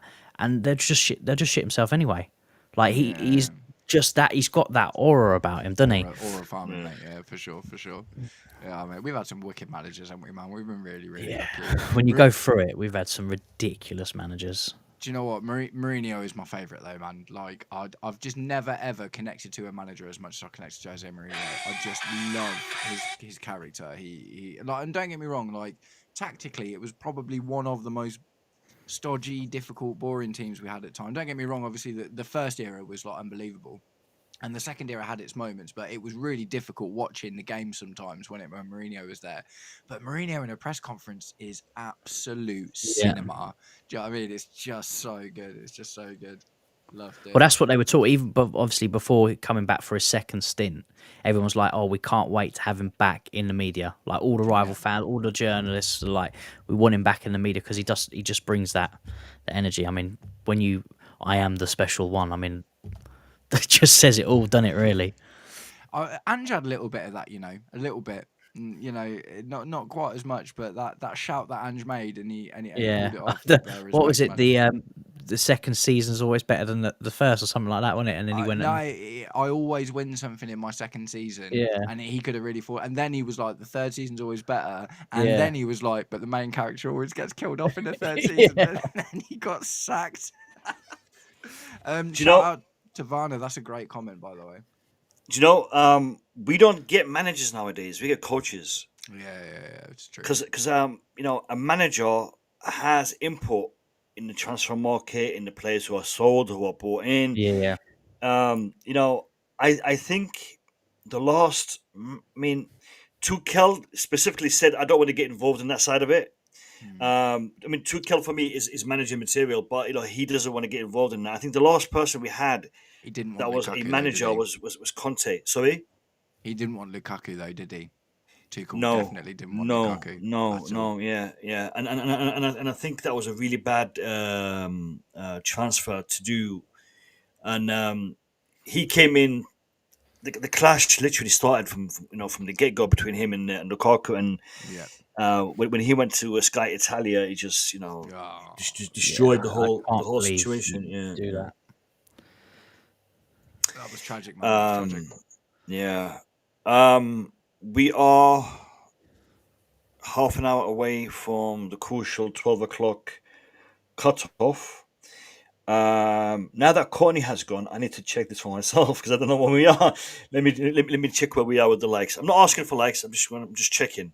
So don't get the wrong idea. You don't have to hit the like button. I'm just checking to see where we are in regards to the likes. I'm hoping that we're in the 60s, 70s. Because last time I checked, we were like 50. It'll take a minute to get the stream. Where is the stream? Here is the stream. We have got. Actually, that's not bad. We've got 72 likes. That's not bad. That is not bad. I'm impressed, lads. I am impressed. Especially since I haven't asked for any likes. And you guys are just doing it from your own, generosity and goodwill. So that is fantastic. That really is good. I know. Didn't make sense. We had the perfect manager, Gabriel. Shout out to you, the perfect manager for Lukaku, and we didn't get him Lukaku. Tell me how that makes sense. Isn't that like when Man United bought Harry Maguire, when that was all Mourinho wanted, and then they sacked Mourinho and then bought Harry Maguire. Yeah. It's like exactly the same thing, and it's like it went down just as bad as well, mate.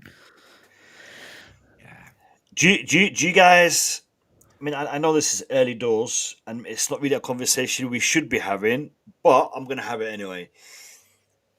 Do you guys think Maresca is going to be here for 3-4 seasons? I'll let you go, Kai, because I've got one on this, but I'll let you go first. The reason why I'm asking is we are notorious for sacking our managers. Couple of seasons, even if they've just won the Champions League, we've done it twice. Yeah. Di Matteo and Tuchel, they literally just won it, and we're like, see you later, mate. So, is Maresca, and yes, it's a new ownership, a new hierarchy, but do you guys see Maresca being here for a couple more seasons? Do you think he'll have that success? Of what we've seen so far, I'm intrigued to know. Yeah, I think he'll do. I think he will be here for a couple seasons, at least. He's stabilised the ship. He's got the team structured, playing in the way that we want. When he first come in, we couldn't quite see exactly what style he wanted to play. It's now definitely evolved into that. This season will be a big tell for him because he's got players that we would think that he wants, that fits his sort of style, his sort of system. But it's how long they're going to give him to win things. They're sort of going off now that they've won the Conference League and the Club World Cup. I think winning is going to be in their mind going forward now. So if he was to go 2 seasons without winning anything, even just a domestic cup, I think there might be a problem. But if he continues the way that he's going, I think he could be here for a little while. How long's his contract? 5? Right, hold on. Like, I've got a lot to say on this. So his contract is 5. Contract is 5. So this goes back, right? This isn't about is Maresca going to win stuff. This is about the type of manager that Bluecoat want. Go back to Graham Potter. So when you went for your fresh air break yesterday, Mo, me and Kai had a little chat about Graham Potter. I was listening. I heard the whole conversation. Do you remember how long I said Graham Potter's deal was? Was it 7 years? It was 7 years. It was Yeah. 7 years. Their first big managerial appointment that they made in their first year, they gave Graham Potter a 7-year deal, right? The reason they did that is because Todd Boehly is also part owners of the Dodgers. It is a baseball team, isn't it, the Dodgers? Yeah. Yes. Yeah. And when Todd Boehly took over the Dodgers, the manager that he employed then is still the manager now, and that was nearly 12 years ago, right? So what they want, and you could see that instantly because Graham Potter got a 7-year deal, they want a long-term guy. That is what they want. So obviously the thing with Graham Potter was the results were tragic. They were like, he'll probably get Champions League. Chelsea always get Champions League. So as long as he gets Champions League, it'll be fine. And the other interesting thing is the next managerial appointment we make in Mauricio Pochettino, they didn't like him. And you know why? He was the only guy available at the moment. He was like the Mike Maignan thing that we've just been looking at. Pochettino only got a 2-year deal. So Pochettino was never going to stay for a long time. Bar winning the Premier League and the Champions League in his first season and getting the fan base to absolutely fall in love with him, Pochettino was never going to stick around, man, 100%, because they only gave him a 2-year deal, right? Maresca comes in and he gets a 5-year deal. So what that tells you, if they've learnt their lesson from Potter, okay, let's not give people 7-year deals because we're going to have to pay a lot of money if we have to sack him in the next couple of years. But they want a guy to be here for the next decade. So not only do I expect Maresca to be here for the next 3 or 4 years, I expect him to be here for the next 7 or 8, unless we have another Graham Potter style season and we are 12th in the Premier League. If we are in the Champions League, I think Maresca is here for a long time. Okay. My concern is this. We are a club that wants to be winning. Right now, our goal is the Premier League. I think most of us would rather have the Premier League now over the Champions League. Yeah. Okay. So is he capable of doing that? We've seen our team play really well in cup tournaments, but to win the Premier League, you're going to have consistency. You're going to have a plan to maintain your form, maintain the squad. I believe he is very well equipped in motivating our players. I think our players listen to him well. I think he has a good understanding of what the players are capable of in regards to what he's tasked them to do. On the pitch, he has got the system. I'm not going to say down to a T, but he's got it working really, really well. We've seen Chelsea when we are in our element, when we're playing the fluid football that we specifically saw in the Club World Cup and also in pre-season, and to a certain degree against West Ham. We are a dangerous team to play against. When we're playing like that, we are a dangerous team to play against. But you got to maintain that over a full season, and I'm not so sure he is able to do that. I think the only problem I have right now is his lack of experience. If he's able to get a good run, because to win the title, it's not just about your skill, your players. You also have to have the rub of the green. You need a bit of luck as well. I think if he gets that, he could do it. But if he doesn't do it, will he get sacked? And for me, I don't want to be in a Mikel Arteta type of scenario where, he's done all right. We'll try again next season. He's done all right. We'll try again next season. Chelsea have not been the type of club that tries again next season with the same manager. We're always looking to change, and some will say that's not a good thing. But 20 years of pure success, pure trophies, pure titles, kind of says it has worked for us in the past. Is it going to work for us in the future? So I'm a little bit. The game's changed so much, man. Yeah, and the managers are changing as well. The managers that you had back then are not like the managers now. I mean, look at Carlo. He was pretty much on his last legs at Madrid, hence why he's gone to, was it Brazil now to coach? So, and a lot of the other managers we've had already. and they're not going to. Mourinho's not been good for a while, man. No. Don't get me wrong. He's one of the They best. probably managers never we've go had, but back in for a Tuchel. I know we were sort of crying out before Maresca got appointed for Tuchel to come back in. I don't see that happening again. They won't go for a type of manager like Conte either. So Tuchel, like, mate, do you know what the problem is? The problem is it's these shot in the arm managers that can win you the Premier League in a season, leave you with serious hangovers, right?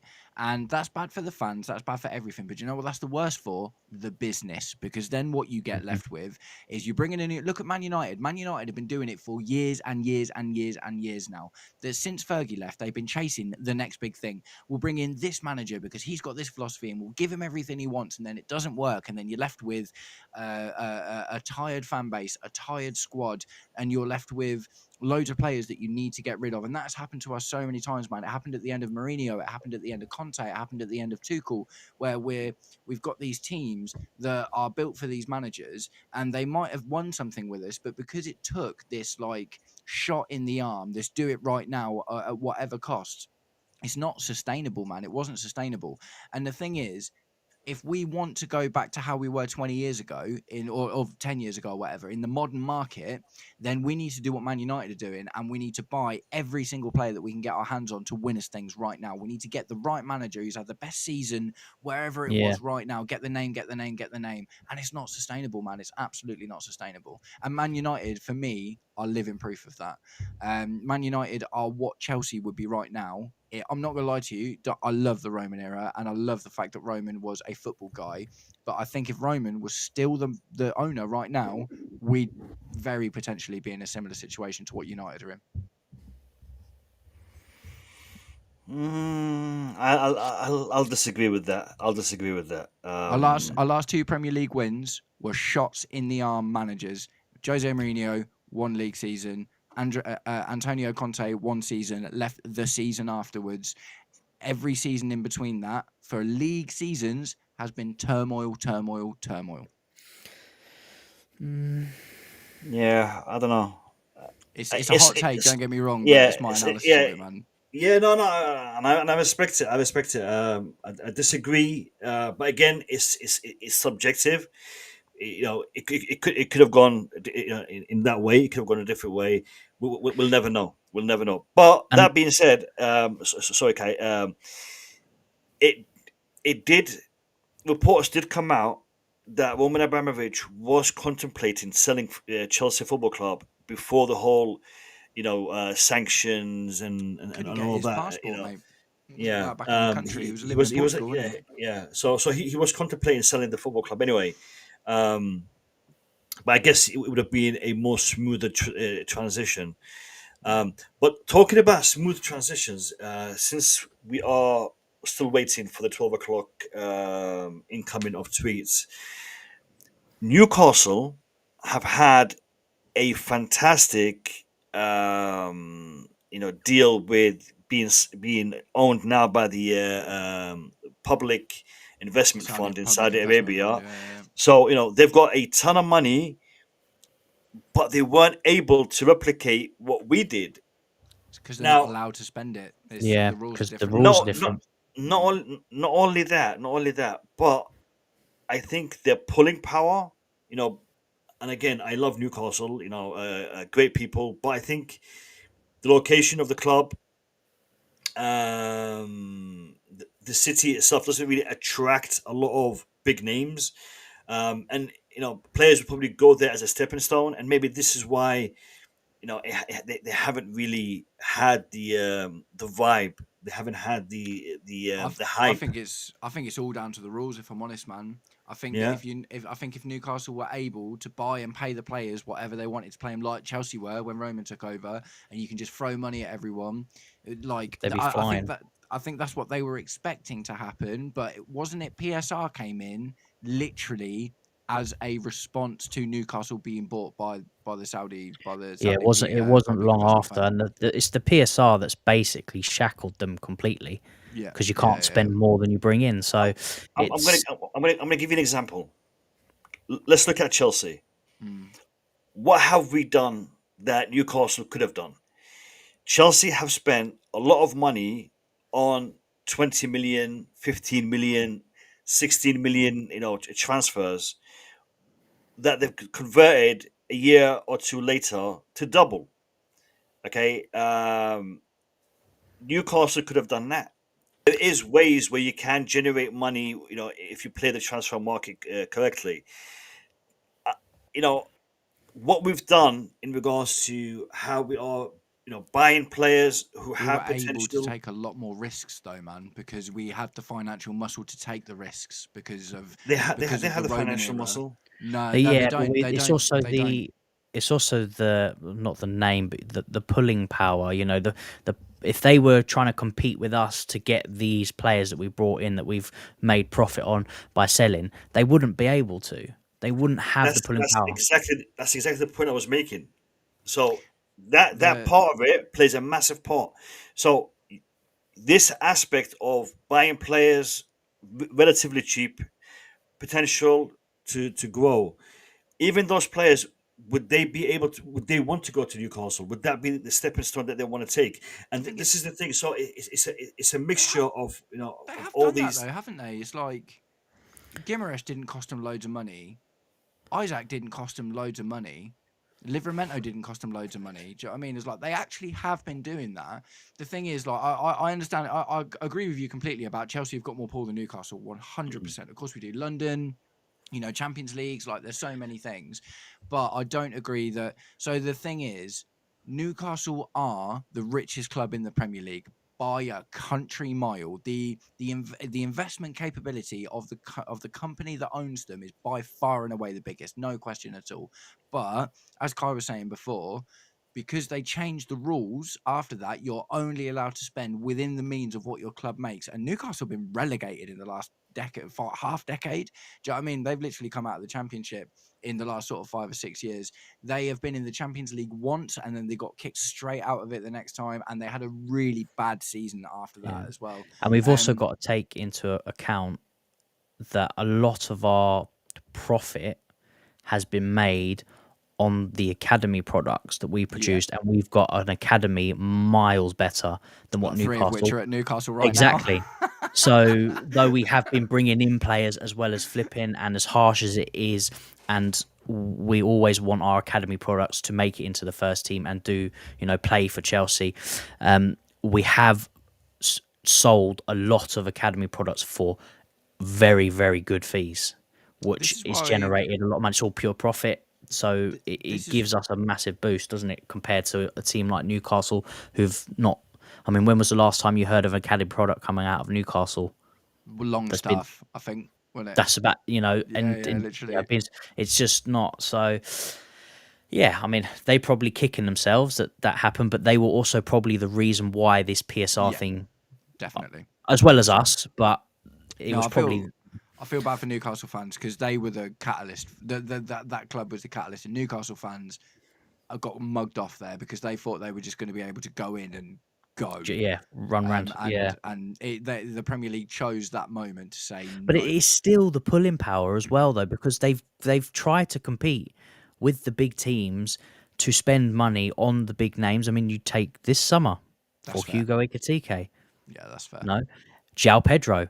Every other player has refused to go to them because they would prefer to go to a team like Liverpool, a team like Chelsea. Is that not also a little bit, though, because they left it a little bit late to bolster their team, which is the reason why Isaac wanted out in the first place. Yeah. And one of the reasons that Isaac wants out of Newcastle is because of the lack of ambition in the transfer market and the lack of ambition to push forward and allow him to grow into be that player that he is.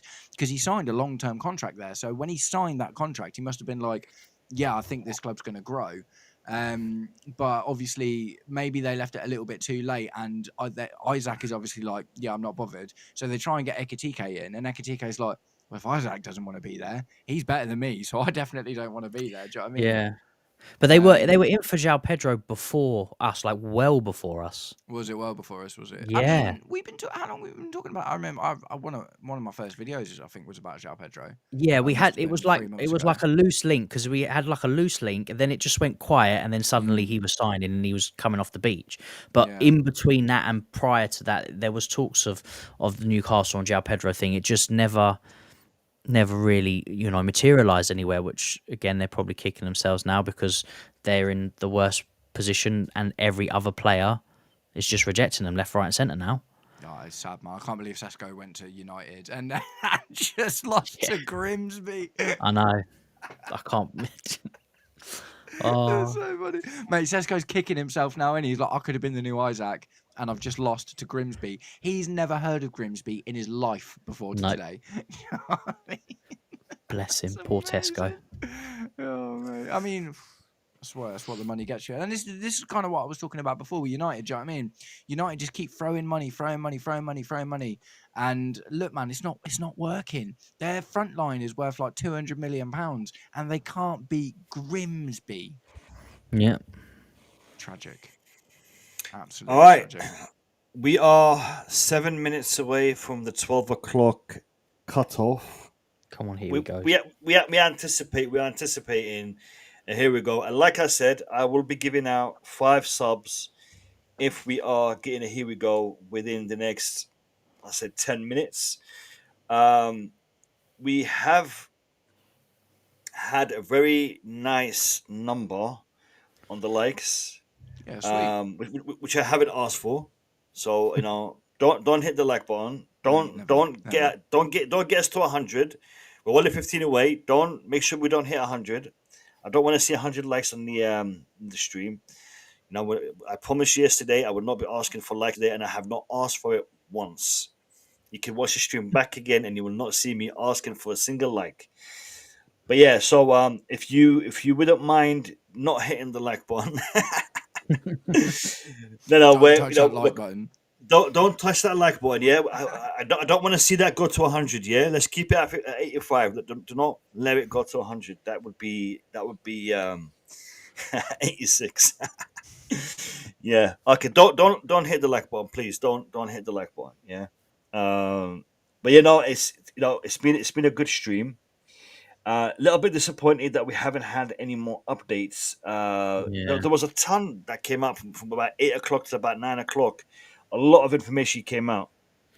I'm anticipating. 4 AM, yeah, I'm 100% expecting to wake up to a here we go for Nkunku in the morning. If not by 1 o'clock. See, this is what confuses me, right? They are not discussing things right now, are they? I mean, come on, it's like 12 o'clock at night. I mean, they could be, man. Are they discussing? I mean, really, right now? We're here discussing. Yeah. So, but paid for it as well. Do you know what I mean? They've got money on the line. Yeah. I mean, because I would love to see a here we go on the stream tonight. Yeah, that'd be special, wouldn't it? Yeah, I mean, I specifically made the thumbnail. Here I don't want to be I don't want it to be clickbaiting, So let's get a here we go. Let's get one here we go at least. Nkunku. You know what? Nkunku and Jackson, both of them are really heating up right now. And I think Garnacho. I think regardless of what happens with Nkunku or Jackson, Garnacho here we go is coming either tonight or tomorrow morning. But for me, it's the Xavi Simons deal. The Xavi Simons deal is a really. I still feel like that is going to be the last thing. Yeah. I think that's going to be on deadline day, last deal to go through. I just because then there's nothing. If Nkunku and all that goes and Garnacho signs all by Friday, then there's nothing else apart from obviously the exits. But in terms of incomings, so because you got to think as well. It's like with the new way that like the media like look at guys like us right now. I remember. The last transfer window, the January transfer window, George Benson streamed the entire day, absolutely sure that we were going to sign Aussie men. And it's just more people being on your thing, doing your thing, building your brand, you know what I mean? So I would imagine that the new company, the brass, are savvy enough to say, we want people doing exactly what we're doing right now on that day and just getting the word out there and talking about Chelsea and making advertising money and all this, that and the other. Do you know what I mean? It probably all gets them paid at the end of the day. So I think and after this week is international break anyway, isn't it? Yeah. Yeah, literally. Yeah. If whoever comes in, if they both come in, they're not playing this weekend because they won't be registered in time. So Yeah, I think Xavi Simons is going to be deadline day deal. I don't think it will be like last minute, No. but it will be on Monday. That's It'll what I probably think. be the headline, wouldn't it? It'd take quite a big sale to go through. The Donnarumma PSG thing hasn't happened yet, has it? To be fair, that's still quite a big one that might happen. Yeah, talks of Man City, isn't it? Yeah. That's what I meant. Sorry, Man City. Yeah. I wanna show you guys something. Because this I actually forgot to touch up on this, and I really wanted to. Let me bring it up on the screen. So let's share this tab instead. The Champions League draw tomorrow. Dear. Oh, Is it tomorrow? Yeah, it's tomorrow. It's tomorrow. I Okay, can't wait so- for Champions League nights. So we're in pot 1. I'm trying to figure out how they're gonna draw it. So draw on Thursday. So I'm guessing we can't play anybody in the first pot, right? They can't be in our group, or can they? No, I don't think so. Are they doing it the same way as last season? Where it's like, I'm not sure. I League had to watch seeded last in- season. If you get seeded into your pot, don't you, from where you finish? So yeah, but they did it in like a league kind of thing, didn't they? A league kind of format rather than where they split them into groups. It was like you basically play in a league. You've got You still think- play a group though, didn't you? And you just Yeah. get points that contribute Yeah, to a to league your table position, kind yeah. of thing. Yeah, rather than it being like Group A, Group B, where there are still groups, like in terms of who's going to play. Yeah. But yeah, no, it's definitely wow. It's our first year back in a while, isn't it, man? That's exciting. Yeah. Is it? So Waldo, this is what I actually thought. So we can't play against an English team, yeah. and we That's can't how and it's we can't normally been. and we can't draw Oh, anyone really? from our pot. Yeah, That's we, weird. in the group stage, you can't play against a team from your country. Is that a new Yeah. rule? Nah, it's I always think been so. like that. Was it always think been so. like that? Okay. Yeah. Has it always been like that? I'm pretty Yeah, sure yeah, you're 'cause- not, yeah, you're 'cause not you- allowed yeah, to play yeah, from your home country. Yeah. Okay. So I'm guessing. So is it like so we- one team from each pot into the group Yeah. or something? One or Yeah, two. so pot 1, I'm guessing that's the top seeded groups, the Yeah. top seeded teams. I mean, it looks like it: PSG, Real Madrid, Man City, Bayern, Liverpool, Inter, Chelsea, Dortmund, and Barcelona. So we could potentially have Atletico Madrid. We could potentially have Juventus, or tough. From pot 2. Give us Club Brugge, mate. Club Brugge. Yeah. Even Leverkusen, if they play like they did in the Mate, preseason. they've been buying loads of players recently, haven't they? They've just signed They have. Vasquez from Real Madrid. That's a mad Because they're signing for them, losing all man. their players, aren't they? Well, that's a good replacement, though. Do you know what I mean? Yeah. In terms of not in youth, but in experience and technical ability, that's a great replacement for Frimpong, I think. Does any teams in pot 3 or pot 4 worry you guys? Carabao. Mate, do No, you remember the what's his name? Zappacosta, the cross. Yeah. That was his first game, wasn't it? It was his first match, I think. I'm not gonna lie, Napoli, because Conte. Do you know what I mean? That's What just about- always a worry, isn't it? What about Galatasaray? I Well, swear no, they they got got, Osimhen, to be fair, haven't they? they got Osimhen up front, don't they? Yeah. and that Oh, would can be you one. imagine? You know what? We're definitely getting Galatasaray. Do you reckon? Oh, for the I for feel the it. For yeah, 100%, we're getting that. We're getting Mate, Galatasaray. honestly, now let's have a look at pot 2 again. See if there's any Pot links 2. in there, because we've got Napoli's got the Conte link, Galatasaray's got the Osimhen link. If Gallagher stays at Atletico Madrid, Benfica, no, because Felix went to thing, didn't he? Gallagher's at Madrid, isn't he? He went to Atletico. Slidey. He Oh went to, yeah. Okay, so it's going to be Atletico Madrid because Conor Gallagher. It's going to be Napoli because of Conte, and it's going to be Galatasaray to show us what we missed with Victor Osimhen. I mean, do you think he's staying as sharp? Like, I know he's smashing it in the Turkish league, but do you think he's staying as sharp now he's over there? Do you think that playing in a lower level league naturally just degrades your quality a little bit? I suppose it can, because you're not playing against the best of the best, are you? But then I don't know. but it could also give you, more time to recover. Yeah. So it has pros and cons, I guess. So the alternative to that is, who do we actually want? We want Club Brugge, Bodo Glimt, and Karabag. Yeah, I think is it what? I think it's 2 clubs from every pot, isn't it? Is it 2 clubs? I think so. Varner's saying there 2 clubs from every pot. So Okay. Slavia Prague, Bodo Glimt, Karabag, either Union SG. No, you know what? No. Hold on. I wanna play the big boys. If it's 2 clubs from each pot, Yeah. that means we could still draw PSG, Real Madrid, Barcelona, Dortmund. Inter. Yeah, Dortmund. Yeah, you'll get Still draw 1 them. from that pot. Yeah. I guess the kind of good thing about that now is you can afford to lose more than 1 game in the early stages. Because wasn't it like PSG did really badly initially or something? And Liverpool were top, weren't they? The back end of last year, Liverpool were like by far and Yeah, away. and Aston Villa were doing pretty well as well, weren't they? Yeah. And you could afford to lose a couple of games at the start until it gets into the knockout stages. So we could, I guess there's no more groups of death anymore, is there? Because each game there's more games. Do you know what I mean? There's a bit less like, is it still home and away legs, or is it just you play everyone once? No, I think it's home and away. Yeah. Home and away, yeah. So it's 2 teams from every pot. So there's 8 clubs 2 in teams the from every group, pot, yeah. and you've got to play every club in your group twice.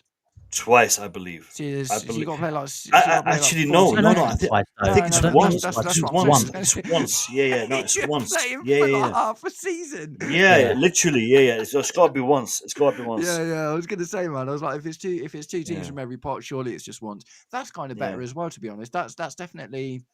I mean, I like the home and away stuff, and they save it for the knockout stages, don't they? But I think for the introductory parts to it, that's actually pretty good. Because if you get Real Madrid in your group, you've only got to play them once. Do you know what I mean? So that's actually all right, isn't it? Do you know what? Arsenal are going to have it tough because they're going to have to face 2 of the teams in the pot 1. Yeah. Spurs are going to have to face two of the teams in pot 1 and 2 of the teams in pot 2. Love that. So Spurs. What did we get in pot 1? Yeah. I think it's based on Champions League, and I think but Arsenal finished second. So surely previous performances. No, it's not based on position in the Premier League. It's like I'm trying to think of the word, but it's like you accumulate points for points in the actual Champions League or European tournaments. European tournaments, like retroactive seeding sort of thing. Kind of, yeah.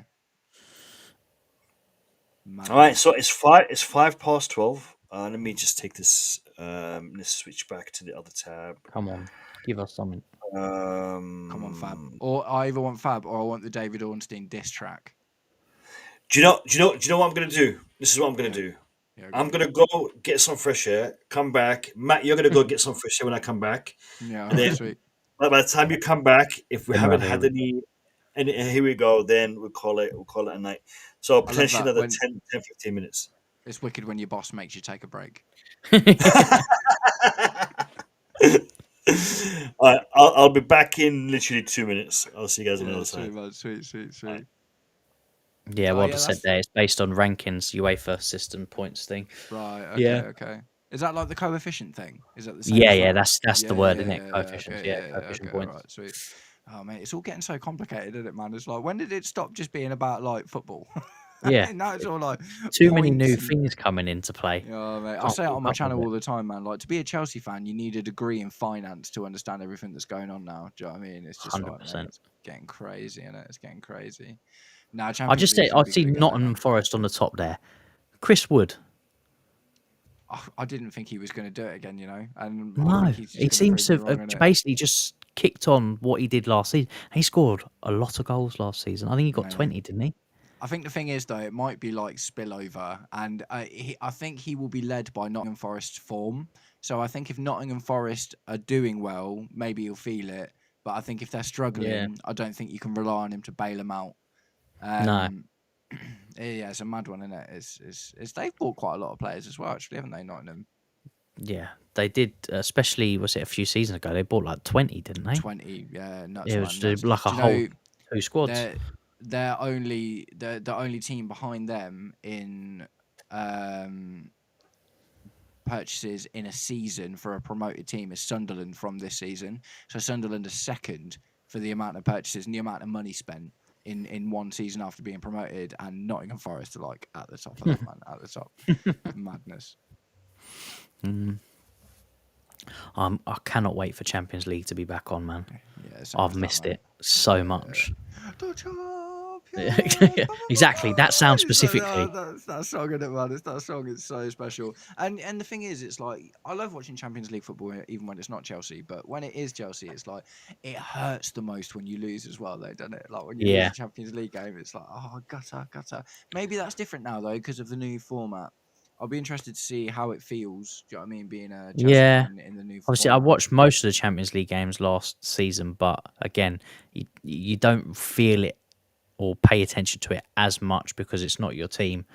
But yeah, it was definitely weird to grasp initially when looking at it. But It's just going to be a rough good to one, get man, isn't into it? it. Because it's like we've got all of our players dropping like flies at the moment with injuries and stuff, and we've just come out of this super packed season, and now we're heading straight into another one. And there's like an extra, is it 4-6 games, an extra 4 or 6 games in the Champions League group stages now than what they used to be? And it's like, mate, we need more players, man. We need more players. Yeah, and they want to bring in just more things. It's just, and it's going to get to a point where just end up there is no break. They just play, and the teams are just going to have 2 squads to be able to get through a whole season.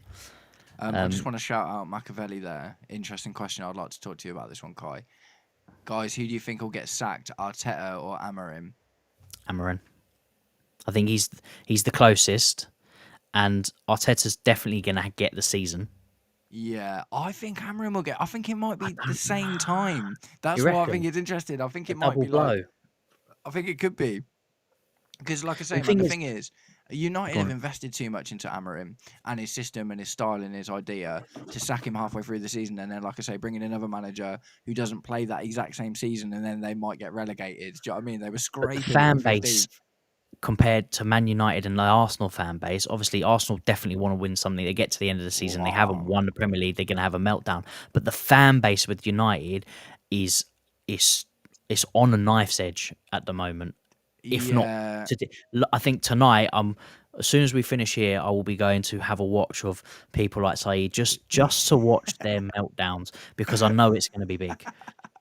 So that's And the only thing thing. is, though, And man, it's like there's another change though, isn't it? Because it's Jim Ratcliffe, and it's not the Glazers, and it's not like it's another new guy that's come in, and I think there's going to be like look at Arsenal and almost any other top 4 to top 6 team. He'd have been sacked by now for not winning when they got so close so many times. Do you know what I mean? And I think we're going to be the same with Maresca. I don't think we're going to demand the league out of Maresca for another couple of years. I think we'll give him another couple of years at least.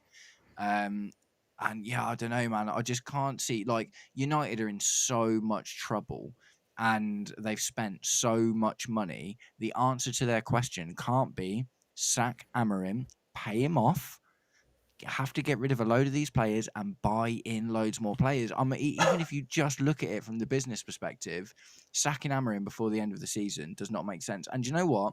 I think if Amorim gets them in the top 10, he'll keep his job.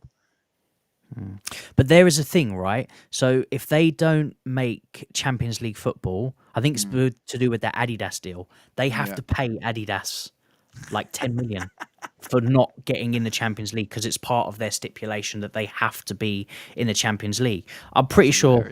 Don't quote me on it. I'm not 100% sure, but I did see it when it all came out that they didn't get Champions League because of the Europa League lost to Tottenham, that they had to pay because of it. Okay. I just think the thing is, though, it's what the answer for United has never been sack your manager before the end of the season and bring in a new one. No. At some point, like for instance, the other than Mourinho, Ten Hag got sacked before the end of the season. Yeah, but he'd had 3 years at it, man. Yeah. And he'd had 3 terrible years at it as well. He won a couple of FA Cups and yeah. The thing is, if Amorim, he obviously had the whole last FA season. Cups don't matter, man. FA Cups placate the fans, but they don't actually matter for the business. Do you know what I mean? For the entity that is Man brings in United. peas, mate.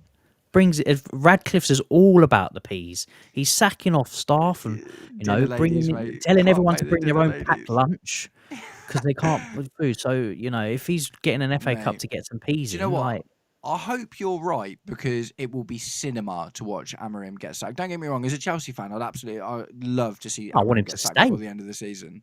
I want him to stay because then United are still keep going down and it's terrible. Might even get relegated. I don't think Amorim would have signed. So the thing with Amorim is when he joined Man United, he didn't want to leave Sporting at that time. He literally said, No, I don't yeah. want to come until the start of next season.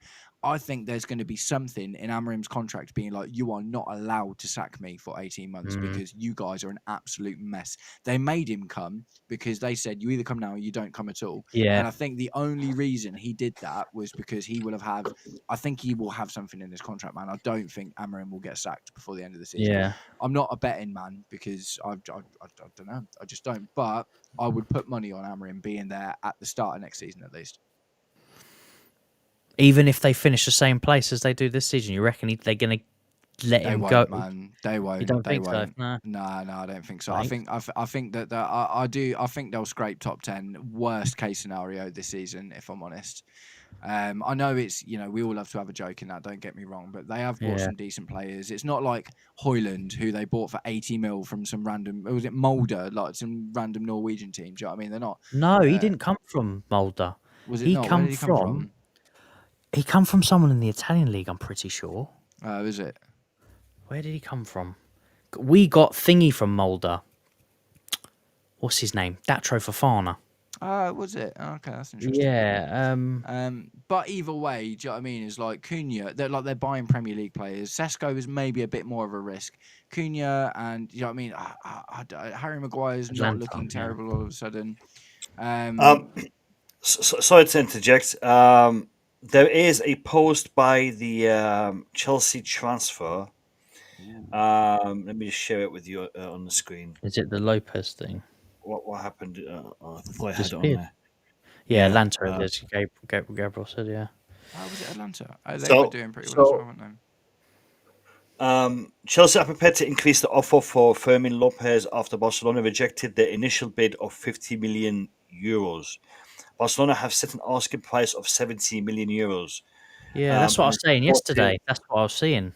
Yeah, and it's supported by. So this is a reputable source, but it seems like an interpretation of yesterday's news rather than like a recent thing. Yeah, I saw because I did see something yesterday saying that Barcelona have set 70 million, and I was like, well, what's the point? We've literally, the whole thing with the Xavi Simons deal. The whole thing that was leaning on the Lopez thing was because he was going to be cheaper, and it made that would make more sense. But if he's going to be exactly the same price, I don't see why. And it just shows that this is more likely a smokescreen than not. If it's exactly the same. Nizayon posted 40 minutes ago about Nkunku on his YouTube channel. Well, what did he say? Just about Nkunku going to AC Milan. Breaking news 37 minutes ago. That's probably the next one we're going to see happen, to be honest, isn't it? The Nkunku thing.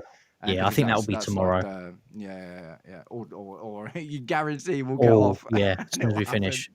As soon as we're done. Yeah, as soon as we're done. Yeah, definitely. Let me go back to this one, and then I'll. What's the likes at, Mo?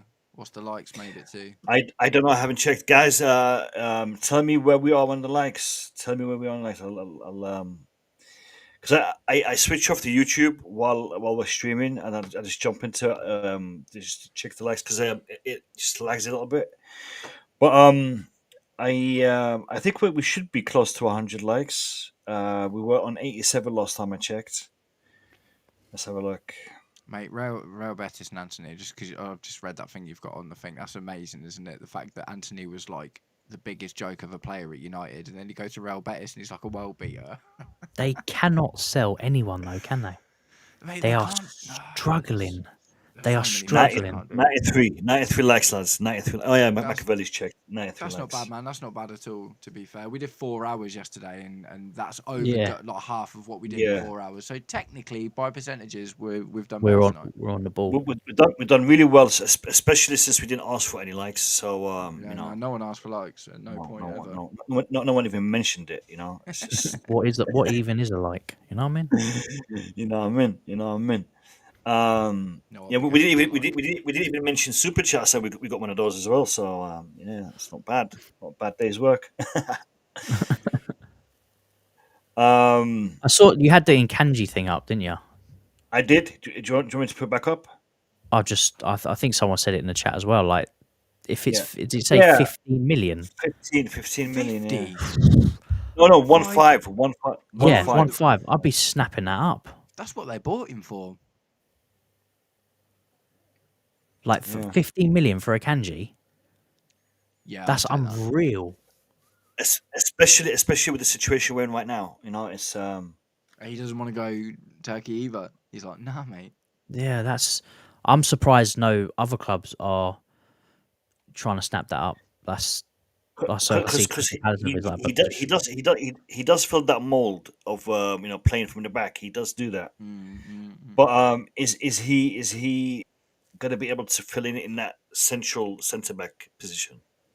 Because he's more of pretty a good passer, isn't he? Yeah.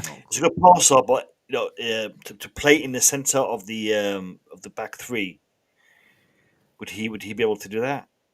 I reckon. I He's think so. right-footed, isn't he? He's not left-footed. He plays on the left side, but he's right-footed. sure. I think. I'm not too sure on Akanji. What happened to John Stones? Injuries in it, man. Just a sad one. Kind of faded Is away. he didn't still it? injured at the moment? No, He played the last game. He played the last play? game. I just Yeah. think It's just I he just was think, like the big hype, wasn't he? And then he I just just think that John Stones is gone now. yeah. Do you know what I mean? I think the injury finished him off.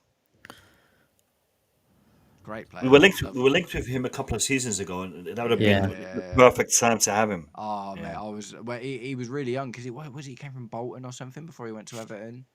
Yeah. And yeah, I was well up for the John Stones links, man. I was like, yes. And do you know what though? It is times like now that make you look back at a Gary Cahill and go, mate, what a player he was. Yeah. And We've had some centre backs, man. Yeah, some mate. proper centre backs. Yeah, Carvalho. Oh mate, brilliant. I miss David Luiz as well, to be honest. He'd play that centre role. He'd smash that centre role, mate. He sort of, if he was in this era of football, he would be unreal. He would be the perfect centre for centre back like for this type of centre football. backs in 2025, wouldn't he? 100%. He would be. I mean, the amount of times he would just ping the ball from a centre back all over the pitch, no matter where you were. I never figured out why we never tried David Luiz at right back in the day. I was always like, surely Athleticism. David Luiz, I don't think he could do. I didn't think he could do. I know we tried him in midfield a few times, but I think he'd be able to do, because in those days, fullbacks bombing up and down. Yeah, no, I don't think he would be able to do that. That's why Ivanovic was so good, wasn't it? Because he was just like go. Yeah. Kept Azpilicueta off the right side. Oh, Dave. Dave. Mate, Dave. What a player. I think I said it when we signed him. I was like, Cucurella is the new Azpilicueta. I just get the vibe. Yeah. Obviously, very different players, but in terms of like personality and that kind of experienced head level, he's like 7 out of 10 every game. Do you know what I mean? Yeah. Just like always 7. That's exactly what Dave was, man. Exactly what Dave was. Great player, man. Great player. Iconic. I miss Dave, man. Yeah, man. I mean, Do you guys think we're getting more news? Those reliable players, you know what I mean? nah, 20 minutes. I don't see it. I don't know. I think it's probably going to be a lot more of like AC Milan are still talking to Christopher Nkunku. Bayern Munich are still talking to Nicholas Jackson, and I think we'll probably get a bit more of that. But I think it's knowing our luck. If we leave right now, 3 Higos will come in at once, and if we go to, but if we stay on, there'll be nothing until 6 a.m. All right, I am gonna do something. I'm trying to set it up for Let me see if it works. Let me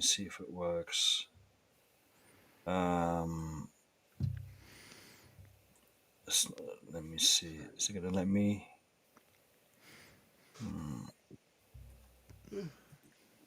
Hold on. Let me just type it in.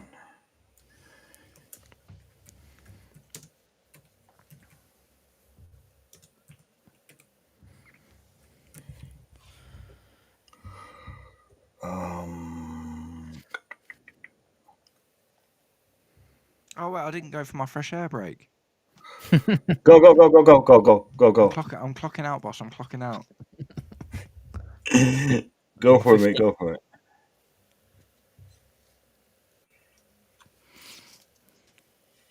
I'm trying to, because Sadiq is streaming right now, and I'm trying to get to redirect worldwide Chelsea.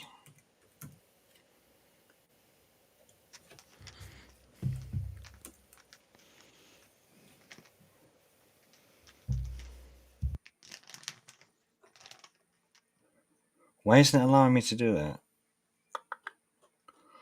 You setting up like a streamception?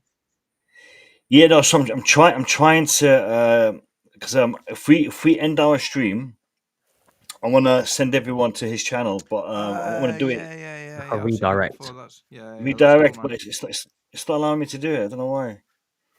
I see that on Whatnot quite a lot. That like shopping app. All right, sound boys, we're back in a minute. All right, mate. Oh, yeah, go for it.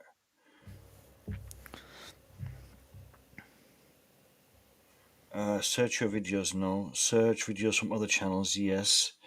Okay, what has he called his stream? Let's have a look at what he's called it. Chelsea news, Nkunku, here we go soon. Jackson loan. Javi Simmons. Garnacho and Fermin Lopez. But it should allow me just to put his channel name in. Search for video from another channel. Okay, so let's go for... what's the first word on the title? Live Chelsea news. Live Chelsea news.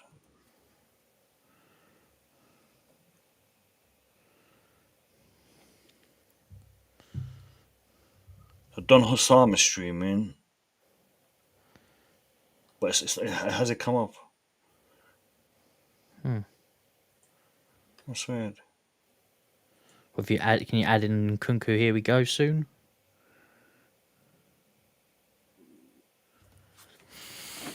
And Nkunku.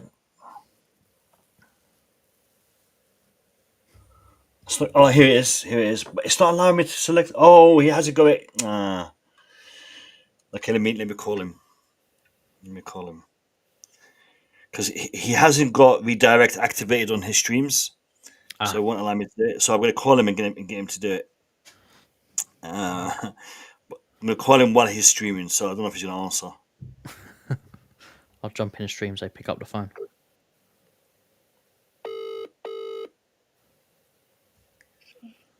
Yo, Right, man. how's it going, Bob? I'm live right now, man. I know you're live. I can see you're live, and I'm trying to redirect my viewers to your channel because I'm about to go off. But you haven't got it activated on your stream, so let me do it. So can you activate it? I've got like 45 people waiting here to jump onto your stream. What do you mean activate? Sorry. So go into the stream, into the setup, and just allow for redirects from my channel, and then I can redirect all my viewers to your stream. What, on YouTube, on streaming? I'm confused. I've never done this before. Okay. No, it's on in the YouTube studio. I'm going on it right now. All right, go on it. I'll walk you through it. So if you go to on what details? So you select the stream. Yep. All right, let me just bring it up on my thing. Hold I'm on it right now. I've got details, customization, analytics, copyright, clips, settings. No, customization. Customization. Yeah. So Yep. if you go down to let's have a look. Where is it? Redirect. Yeah. So redirect and allow and click on allow. I've only got add on mine. No, you should have the allow bit. Hold on. It might be in the other one. So if you your details. Guys, we're trying to get everyone on here, man. Look, this is what Blue Lounge is doing, man. Yeah, You gotta man. support them. Yeah, we got to do it. I've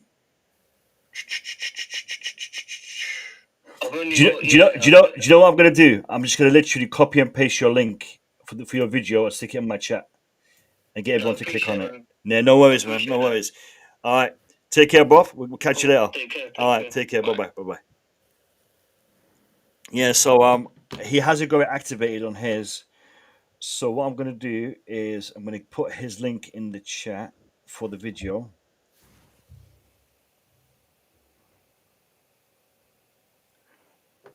All right, people, we are about to go off. I'm just gonna give a minute for Matt to jump back on. Otherwise, he'll come here and see there's no one there. Let's come back on. But yeah, he'll come back on his own. But lads, this is the link to Worldwide Chelsea. Is currently live. So go there and tell him the Blue Lounge has sent you. Just say hello, and when you go in there, smash the like button on his stream as well. I'm not asking for likes on my stream. I'm asking for likes on his stream. I'm gonna have a quick look and see if there's any updates. There's no updates. There's no updates. Nah, That's it. been refreshing the whole time. Yeah. So lads, we didn't get a here we go, but we will potentially get one as soon as we go off. We've got a few So coming. so We've got a few coming.